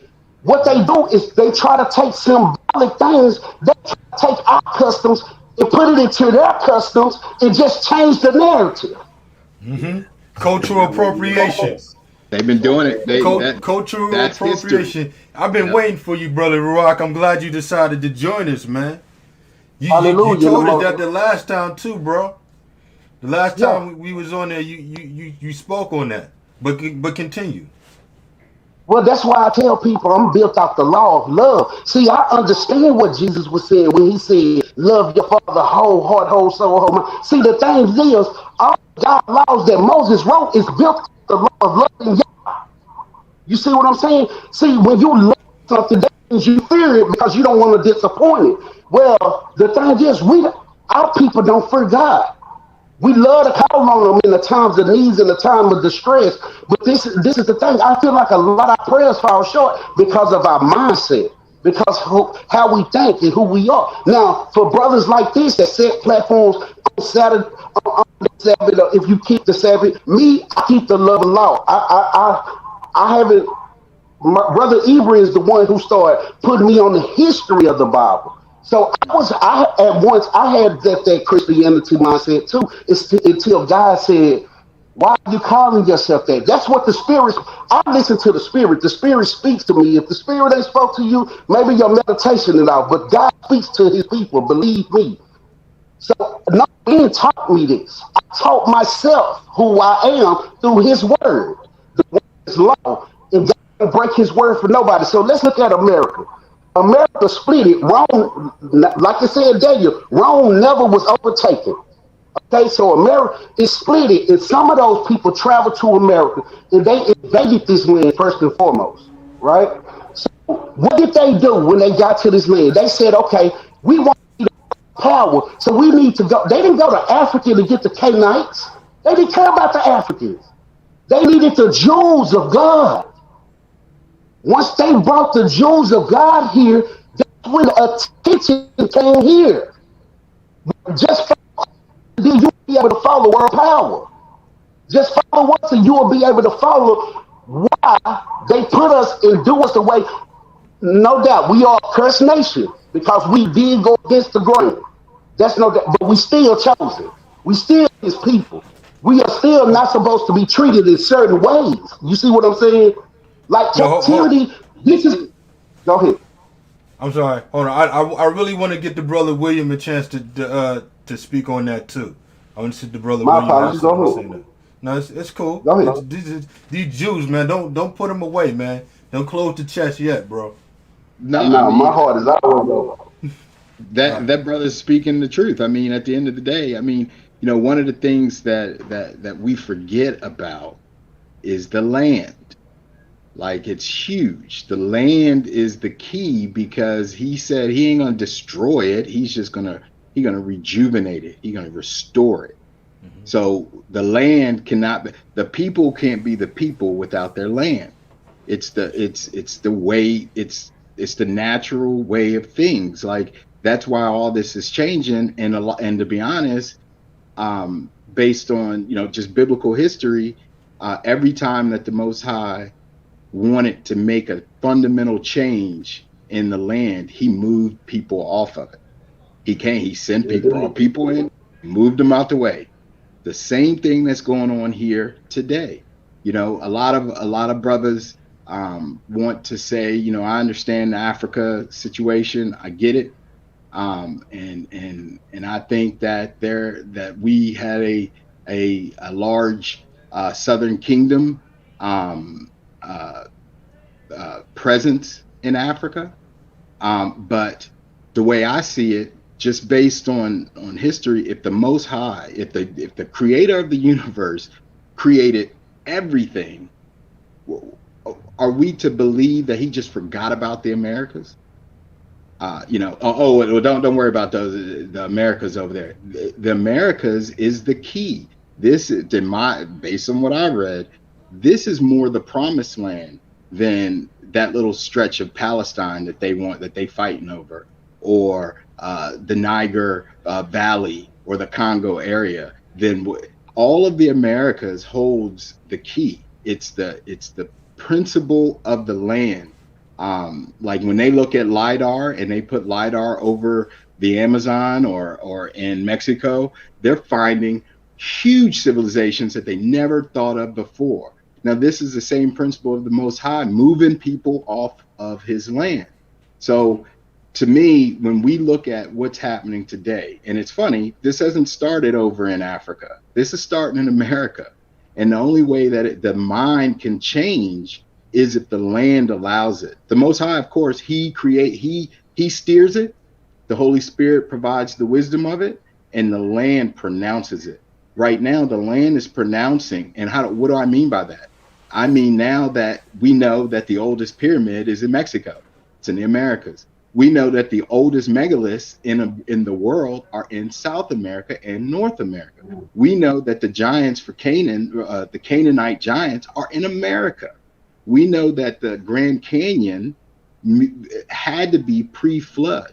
There's no other place on the planet where the archaeology fits the narrative than the Americas. So right now, we're the reason why the jewelry of the Most High had to come into the Americas is because this is where his connection is. Did you know that in South America, they will not allow anyone to bring a telescope or anything to look into the sky, into the southern sky, because that is the close. They bring their telescopes and Rome and their little Lucifer things. It's over in the Americas. It's not in Europe. It's not in Africa. The Americas is the closest to the stars. And if our story is written in the stars, then it would only make sense that we here in the Americas are the chosen people. That's why when the archaeology speaks, there's nothing anybody can say. Because imagine if we were all straight out of Africa, the archaeology would state that we are out of Africa today, right now, because we are in the know. The wisdom is coming into the earth. So we would know that in Africa, oh, this is where we started. No, the archaeology speaks here for us. And you know, I did some research last year on the Reed Sea. The Greeks created that name, Reed Sea, Red Sea, that was over in Egypt. But the Aztecs also has a Reed Sea. They were also the people who created a civilization on the lake, and it was by reeds. They actually like all of the information and knowledge that we're getting today is emanating from this land, from the Americas and all from the South, Central, and North. This is where the land is calling us back to. It's not calling us back to Africa. That's why they say go back to Africa. See, if we were going back to Africa, the Most High would have already put us there. That's just not where we have to control our land. Our land is here. And, you know, for what it's worth, I believe that, you know, all of you guys are speaking 100% truth. I think that we are all able to ride this spiritual wave of truth now, because we have decided within our own selves to not believe the narrative anymore. That's where it all begins. Once we stopped believing the narrative, it didn't matter if it was a Christian narrative, because we all went to church. It didn't matter if it's a Roman narrative, you know, the mythology narrative. It doesn't matter. Whatever narrative that we used to believe, we don't believe it anymore. And that's where we're starting to, you know, all the lies are starting to come out, and it starts with the land. Like the land is the key. All right. Hey, brother Cleo, did you have something? Did you have something you were to say on that? Are you up? Yeah, I was on mute. I was actually talking with the people in the in the chat room. I was saying, no, I'm Wayne, and I need to get something to eat. Otherwise, I'm an old head, so I need to eat and go to sleep. Oh, hold on, William. William, what's your last name? Armstrong. Okay, cool. Welcome to have you on. And the other brother, what's your name? You remember the brother Ruach? Ruach had not. Oh, okay. What's up, bro? How you doing? Okay, here, brother. I'm gonna sign off in a few because I gotta go eat or whatever. So it's been great having you brothers on, and we have to do this again more where we bring more of the family on and have them bring their perspective, because absolutely it's good for us to talk, but they have great insight. I mean, the brother, both of these brothers will bring some good jewels, and I'll say this: I'm not convinced where the land actually is, because I've heard compelling arguments for Africa, I've heard compelling arguments for the Middle East, and I've also heard compelling arguments for America. So I'm actually open to the prospect of it even being on Antarctica. So I'm not convinced where it is. I would say this one thing. I did some research on that. I'm gonna tell you, this is what the Brother William, and I love everything you said, but with this land, this is what the Most High would consider a strange land for us. This is not our land at all. I did some research and also about. So if you look at a map, it'll show you, and it's a video I can send to you guys. It's showing you the true holy man of God, the one that he actually met Moses on. It shows you where the other mountain is. Actually, everything is like in a triangle, but it actually, the Holy Land is right in the center of it. I'm gonna tell you, nobody even goes there today. Oh, you're not talking about Tellerad, right? You're not talking about Tellerad. I can't remember the name of it. That's why I can send it to you. I don't remember the name. Okay. It was just something. I was up at 3 a.m. and I was doing research on Jerusalem, and I came across of it. This might be a good topic for a discussion, because the way that Brother Banya runs the show, it's like people can come on and state their piece, and then we move on. And so, family, here's what we should do when we're talking, and I'm most guilty of it. If Banya decides to run this show, just make sure that whatever position we take, that we're respectful and we treat other Israelites with the same love and respect that we would want them to give us, right? And so I'm not saying nobody on the panel is doing this now, but this sounds like a show that we should be doing in the future, and we just let brothers come in and speak their piece, because like I said, I'm not convinced where it is. To me, it could be on Antarctica, because I've heard all the great compelling arguments. So I would like to hear these brothers discuss it on the channel, to be honest with you. I love having brothers on the channel. So what you said to Brother Cleo, I totally agree. That's what I meant when I say I fall under the law of the Messiah. That's what I mean. See, yes, the thing is, even if a brother don't know, if he's just talking out the side of his neck, he really don't know the truth. My thing is not to cast him down. My thing is actually to build him up with the spirit of knowledge. With the spirit of knowledge. See, sometimes you can say something to a brother. That's why the Bible says we shouldn't eat our bread alone. You see what I'm saying? We need this word into our hearts so we'll be able to see the truth. See, the thing is, when we got people with platforms like that can now share our history. See, a lot of people are blind to the history of it. And that's why they can never love our God, because our God loves his people. So how can you not love his people, but say you love our God? That's a good question for the KKK right there. Right. White supremacy, that's a good question for you. Yeah, you've been indicted today. You've been indicted. I said that's a good question for the KKK. Indeed. And I understood what Brother William was saying about this, because I'm gonna be honest, the Americans is a fruitful land. It is a fruitful land, but it has nothing to. The Most High land is 20 times more fruitful than this land, because it hasn't been polluted yet. See, God land ain't been polluted yet, so that's why this would be a strange land stuff, because that's why they call us African Americans, is to confuse us. We the only nation that's called by two continents. They call us two continents, African American. That literally within itself makes no sense. We are the only nation of people that are referred to by two continents, bro.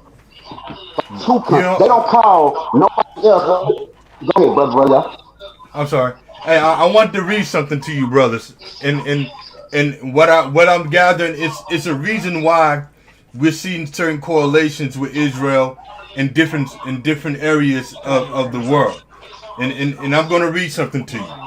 I'm gonna read something. I'm gonna read two precepts, right? I'm back in.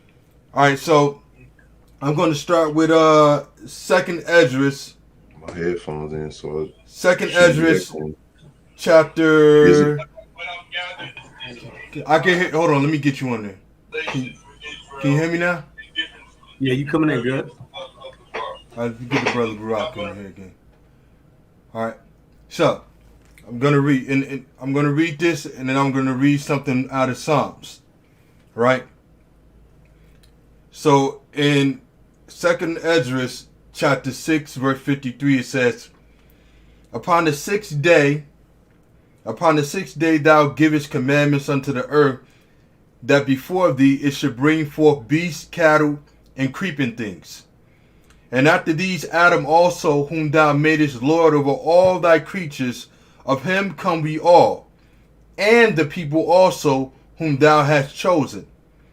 All this have I spoken before thee, O Lord, because thou madest the world for our sake. Exactly. Right? I'm going to stop right there. Right?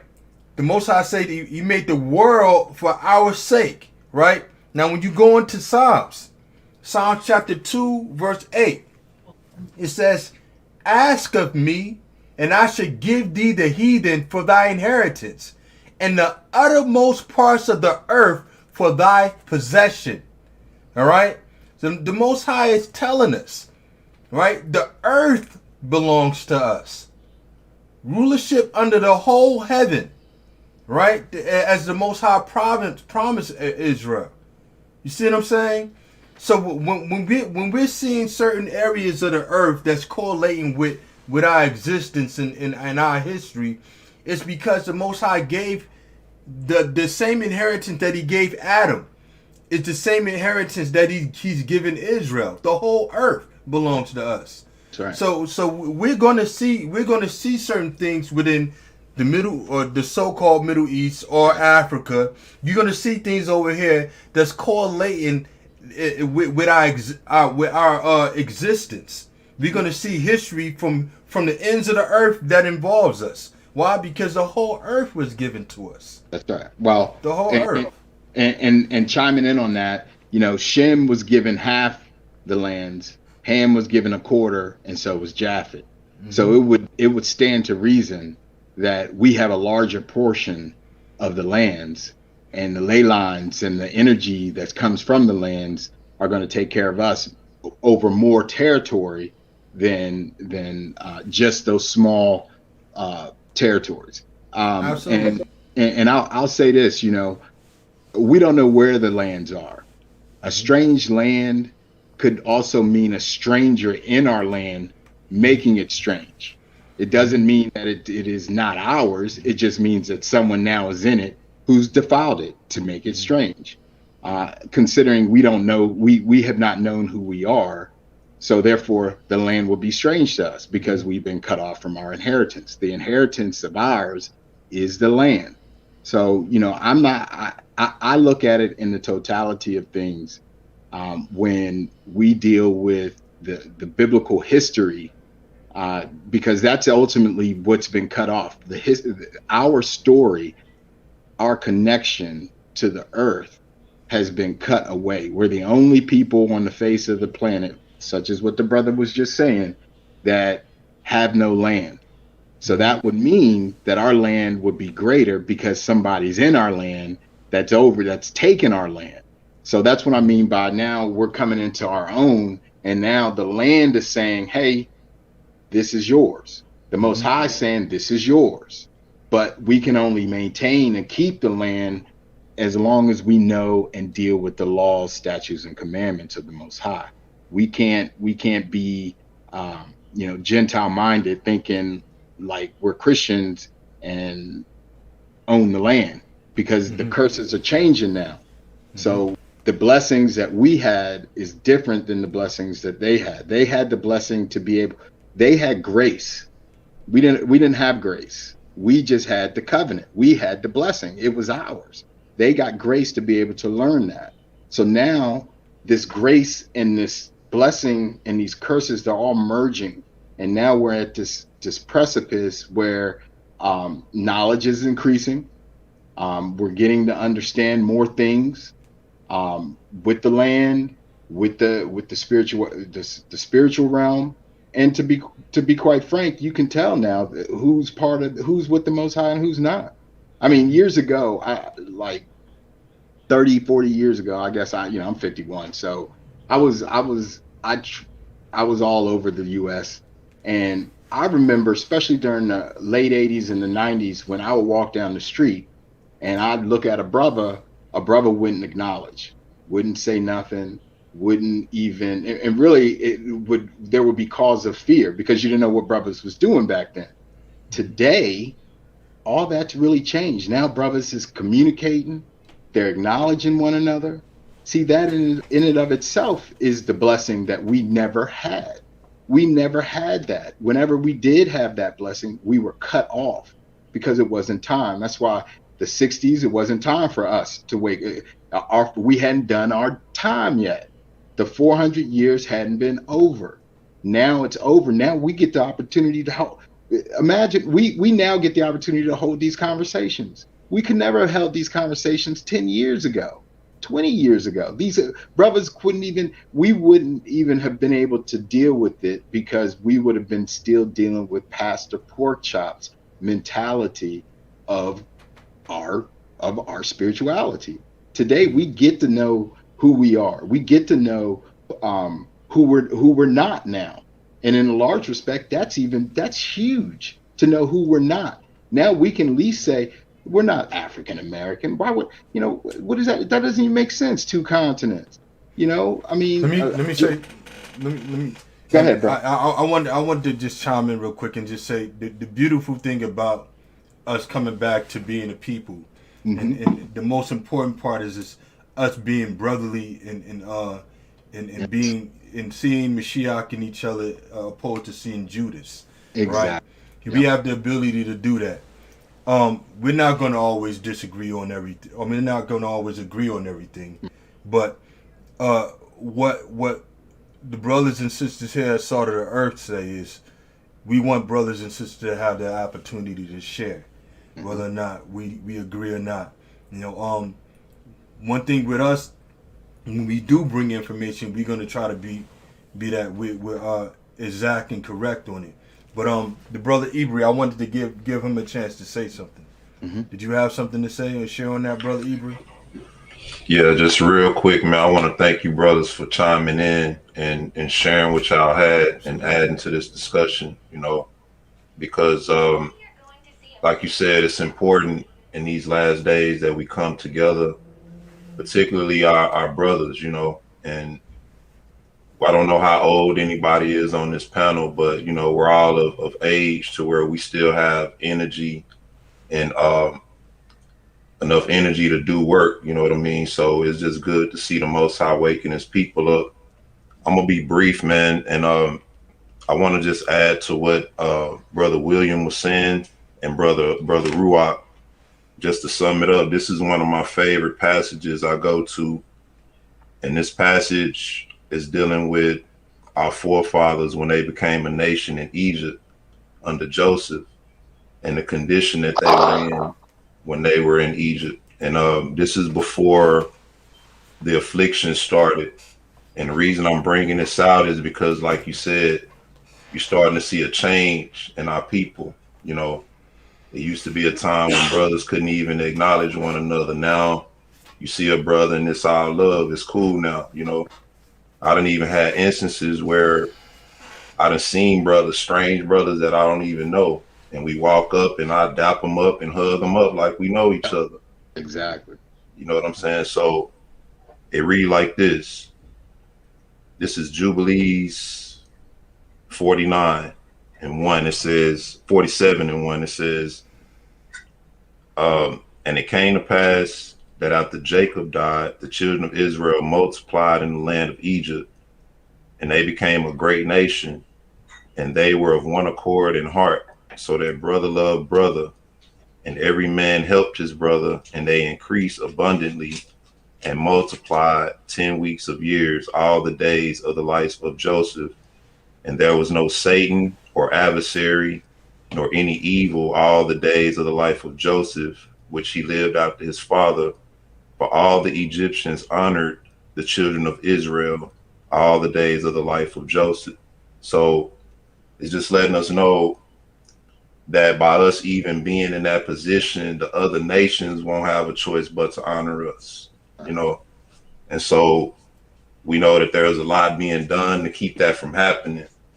And so this is why only a few of us are really gonna, you know, stand out and make this thing happen. So I just wanted to add that because, like I said, that's one of my favorite passages of scripture because it sums up not only what our forefathers were, but what we're even capable of to this day if we purify our hearts and accept the truth, accept the standard that the Most High gave our forefathers. And so I want to once again just say thank y'all. And oh, let me do this real quick because I know how people are with videos. Y'all see my shirt and y'all didn't see the whole of it. I just wanted to point this out because I don't want nobody going on my brother's video and saying that, oh, y'all got a wicked brother on there with a skull on his shirt. This shirt right here says death is the enemy. There you go. All right. And it got a skull on it because I'm taking this symbol of death and putting it in proper perspective. You know what I'm saying? This is the enemy. And on the back, I have a scripture. And I'm only doing that so won't nobody take this video and say, you know, y'all got a wayward brother on the channel or whatever. I haven't seen the back of it, but let me guess. Does it say the final enemy that should be defeated is death?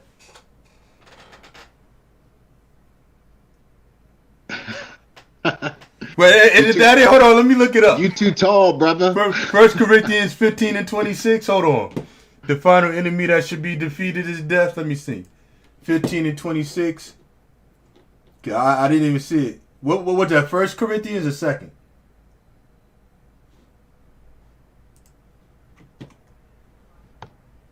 That's 1 Corinthians. All right, let me see. 1 Corinthians 15, 26. Yep. Yeah, that's the one I thought it was. How did that scripture come to me as soon as I seen it? Because that's that's the foundation of it, you know. Amen. And you know, we living in Ezekiel 37. This is the time for the dry bones to wake up. This is it's not even new anymore. This is just the way where we at. I mean, in the moment we accept our plight, accept our sins, accept our future, we got peace of mind. We get peace of mind. I mean, you know how huge that is? I mean, I recollect growing up, man, I didn't have a whole lot of peace of mind. I didn't know I had to fight to get it. Now things are just coming easy. You know, I mean, Amen. Brothers is talking to brothers, but you know what's funny is that the Gentiles also, they even are coming and smiling and saying, hey, how you doing? Excuse me, thank you. They're being real humble. Again, everything is just lining up with scripture. So I just see it. You know what I'm saying? Like I see that happening. And you know, I ain't mad at the Gentiles. Shoot, they screwed just like we were screwed. You know what I mean? I mean, at the end of the day, we are the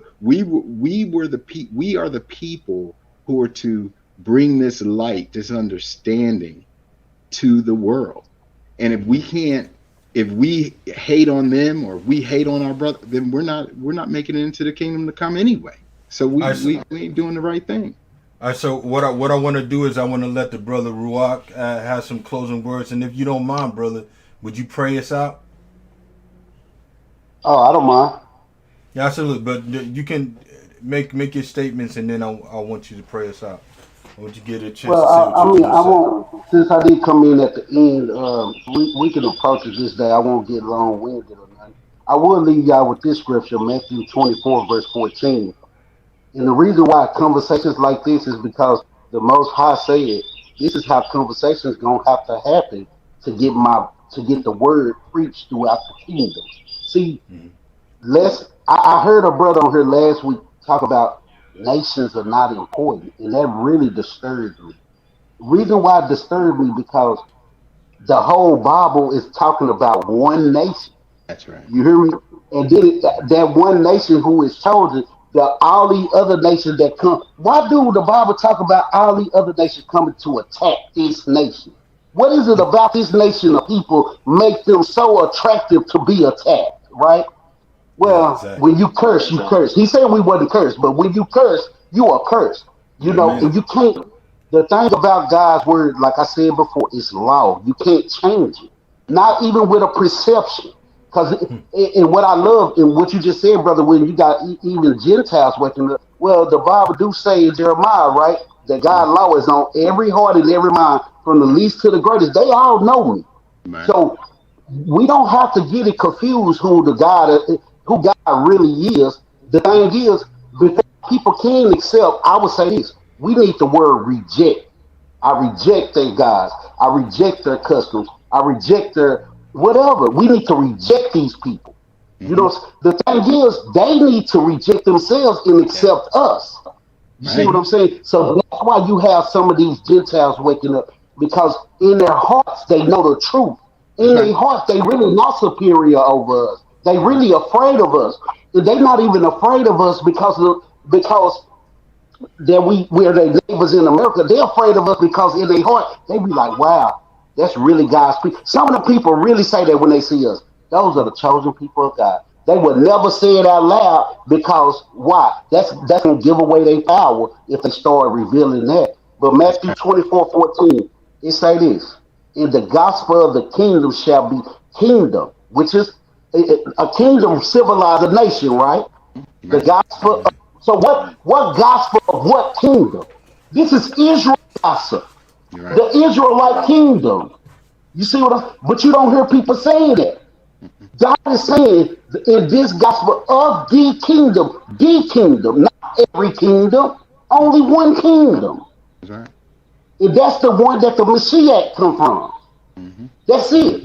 It ain't no other. It ain't no other gossip. It ain't no Christianity gossip. It ain't no Baptist gossip. It ain't no Muslim gossip. It ain't none of this Buddha gossip. It ain't no other gossip, bro. So let's dethrone that.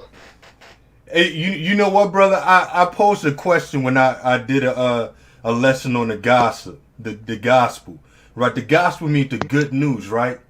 The good news. You ever got good news and there wasn't even no bad news? I have, yes. Yeah. You saying like somebody tell me something? I'm saying typically those who look for good news have gotten bad news. Yeah, right? Absolutely. They looking in all the wrong place. Exactly. So if the Romans had a pantheon of gods that they attributed to their success, why would they be looking for good news? Right. Because they should already have it. Why would that nature be looking for good news? Exactly. You see what I'm saying? But Israel are people who have fallen away from God, right? Yeah. Looking for hope, looking for salvation. They would be the ones looking for the gospel. They would be looking to be free, right? So I'm like, when you talk about good news and you talking about the gospel, these people that's spreading Christianity, they're not talking about what that gospel encompasses. They're not talking about the freedom, the salvation, the deliverance that come. You know, they're not talking about that. You know, they're saying you're not speaking gospel when you talking about 400 years, right? But who's looking for that 400 years to come? Who's looking for that salvation? Right. You see what I'm saying? So hey, this is where Isaiah 61 comes in. Yep. If they would diligently learn the ways of my people, then shall they be built in the midst of them. That's Jeremiah. That's Jeremiah 12. Hey, that's Jeremiah 12. I'm talking about Isaiah 61. 61. Let me hear it, brother. Let's pull it out. Because we're talking about the gospel. That's what I consider. See, that's preaching. See, we all have a gift. When we come, if you know that, if truly in your heart, when you become that, when you become physically what you are spiritually, see, we're physical and spiritually Israel chosen, right? So when you become spiritually what you are physically, God say, my people have many gifts that I sent through the Holy Spirit to give. So what that brother was speaking was the word that God has embedded in his heart through his spirit that reveals truth. See, everything that we preach must reveal around the truth. It must reveal something. It's like a revelation to us. Right. So Right. when these pastors, that's why Christianity don't work. Look at all the people, children who done went to Christianity churches throughout the generation get worse and worse and worse. More women become 304s and 304s and 304. I mean, they still keep having babies at 15, 16 years old. They still killing each other over rap songs. They still ain't learning. And these are your children. You are a Christian. Yo, 40 years you've been a Christian, yet your son still ended up in prison. Yet 40 years you've been a Christian, your daughter still had a baby at 15. 40 years you've been a Christian, and your son still don't know how to talk. He still don't know how to represent God in his everyday life and being. They ask me why do I let my hair be that? Look, where I come from, there is no image, right? Y'all destroy the image, but it's in my heart. So, go ahead. Here's something that just by the mouth of two or more witnesses, or two or three witnesses, let every word be established, right? So Amen. Paul went to a king, and this is not to put any weight on the word Christian, but Paul went to a king and he started speaking. He said, "Thou almost persuaded me to be a Christian." Right? He said to Paul that you almost got me to believe what you believe, right? Why didn't he believe what he believed if they was looking for salvation? If they was looking for hope, right? Why didn't he believe Paul? He didn't believe Paul because they already had a pantheon of gods that they attributed to their success of their kingdom. You see what I'm saying? And in addition to that, they already had the success. Exactly. Yeah. Already had it. They killed, they stole, they manifest destiny, they dumb diverses, they did everything that they could do to obtain their heaven now. This is why we have to be diligent and vigilant when it comes to who we are. See, a lot of us are going to wake up and we're going to say, well, there's something to what these Hebrew Israelites are saying, right?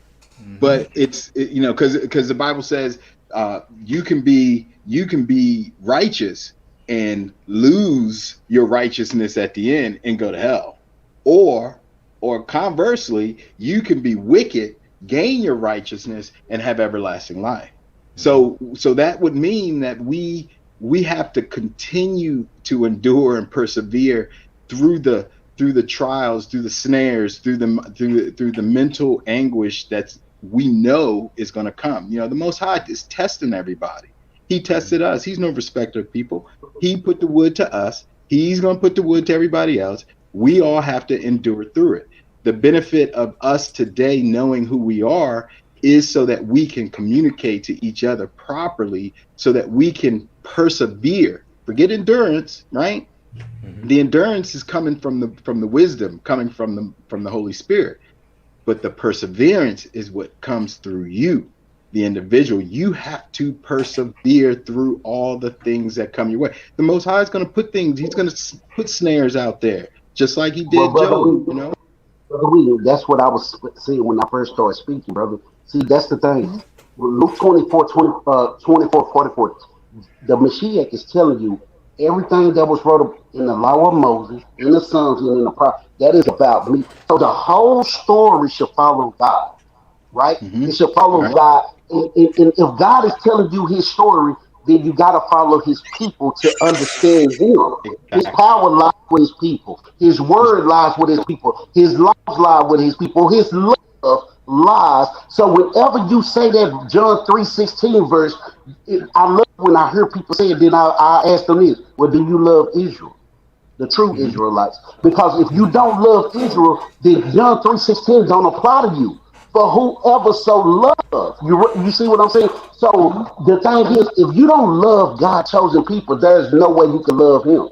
But that's why I say about And that's why I say about, I'm gonna end it with this. That's why I said about our people. We must know the law of Moses. We must know the prophets. We must know the Psalms. And then we must know the greatest two commandments that the Mashiach gave in Matthew 22. See, That's the right. thing is, if you don't read, if you just try to negate the Old Testament, then you're telling God your laws don't mean anything to me. That's right. I can just be saved I can be saved through salvation just off love, right? No, it's because God says basically like this. John 1 gives us a clear-cut description of this. In the beginning was the word was with God, and the word was a God. So if you don't know the word, if you don't know what he gave to Moses, you can say you love God all you want. You don't know his law.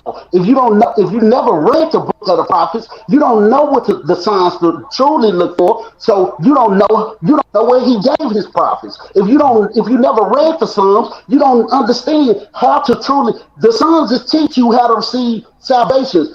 When David wrote Psalms, he did not have to have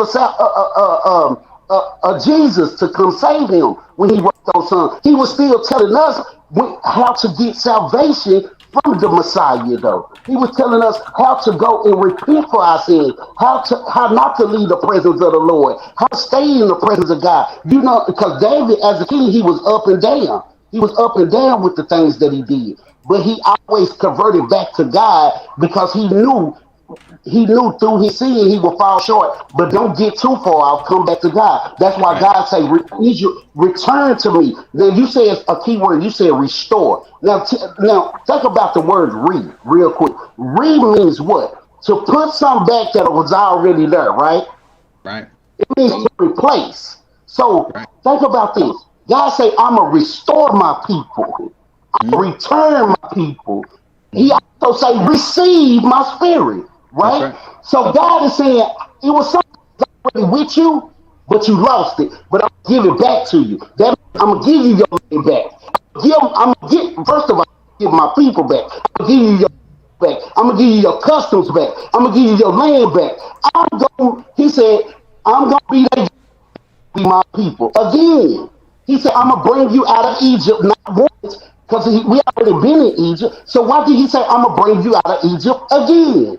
And Mhm. then you look at the money of America. You see that we in spiritual Egypt. See, the thing is, you must know the spirit behind God, and then you got to recognize his people in physical, because God made physical people to choose. So his kingdom, let thy kingdom come, like thy will be done on earth as it is in heaven. He chose those people to allow his kingdom to be represented on earth as it is in heaven. So I don't pray to go to heaven. I pray to stay right here, where I can be a king.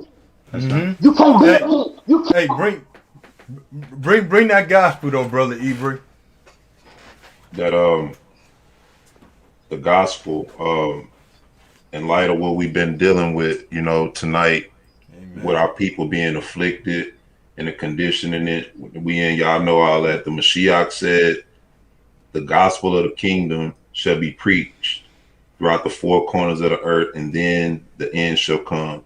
That's right. Now let's read the gospel in light of everything we've been dealing with tonight in terms of our history, what Mhm. happened to our people. And let's see who this gospel is for. Isaiah 61:1. It says, the Spirit of the Lord God is upon me, because the Lord hath anointed me to preach good tidings unto the meek.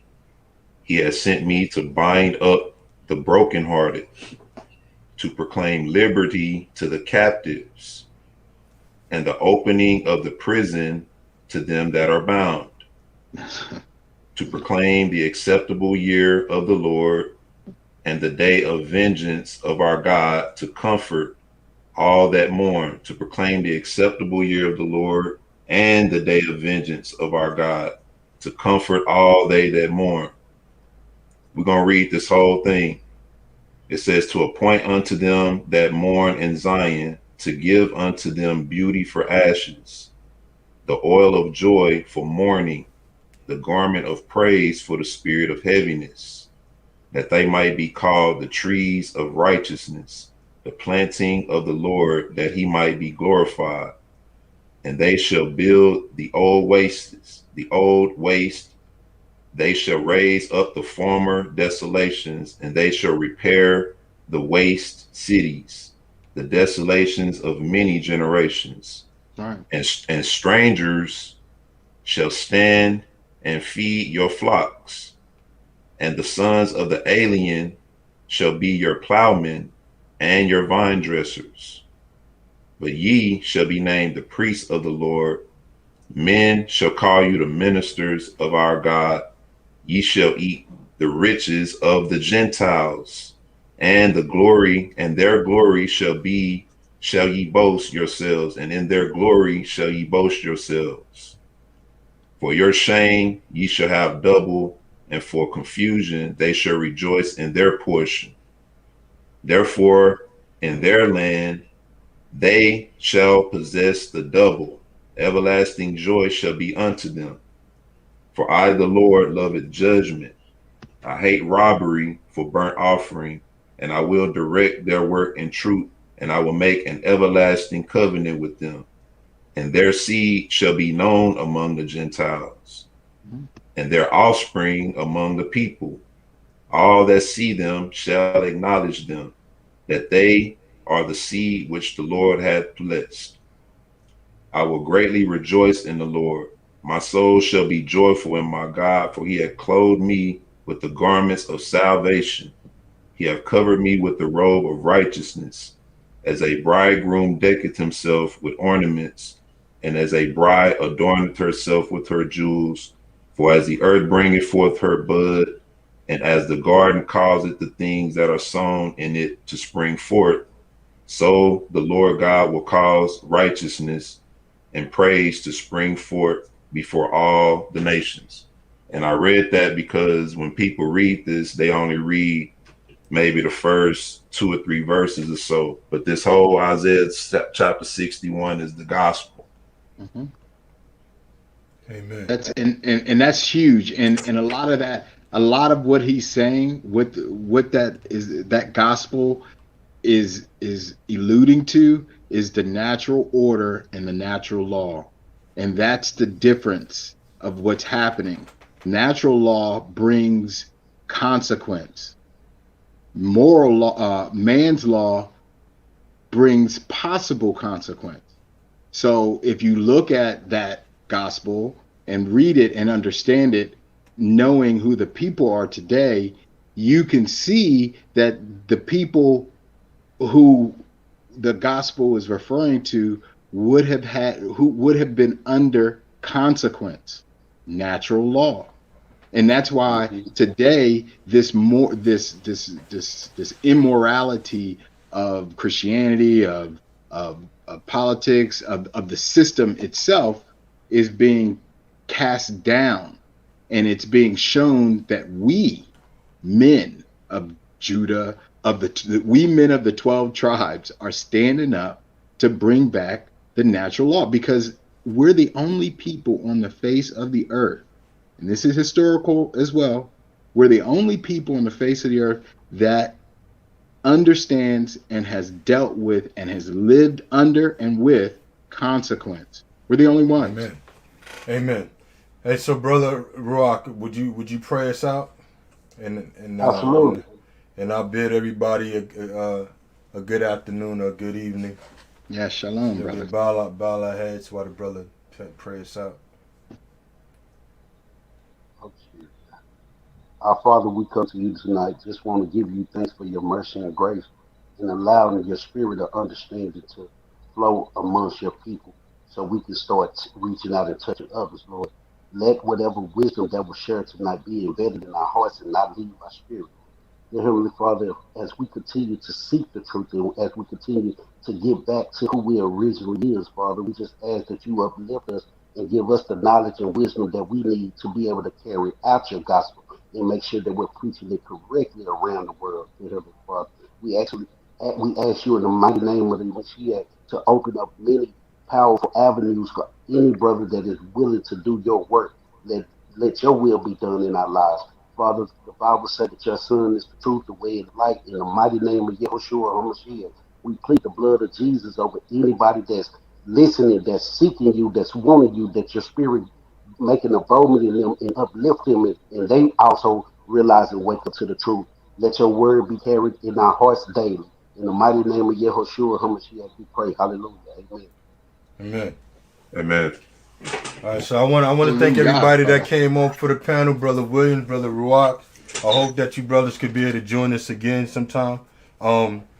Powerful words, great presentation by the brother Cleo, Brother Ibra. As always, man, it's always a pleasure to have you on here. The dynamics is awesome. I hope everybody within the chat or whoever's listening, I hope you were edified. I hope you got something out of it. You know, all praise to the Most High, man. I hope you all had a blessed Sabbath. Got your praise, your worshiping, your food, all that. With that being said, I would like to bid everybody a good evening. Be blessed, be safe. All praise to the Most High. Kwam Yasha Allah. Y'all have a good night. Peace and blessings. Yes. Peace and blessings. Shalom.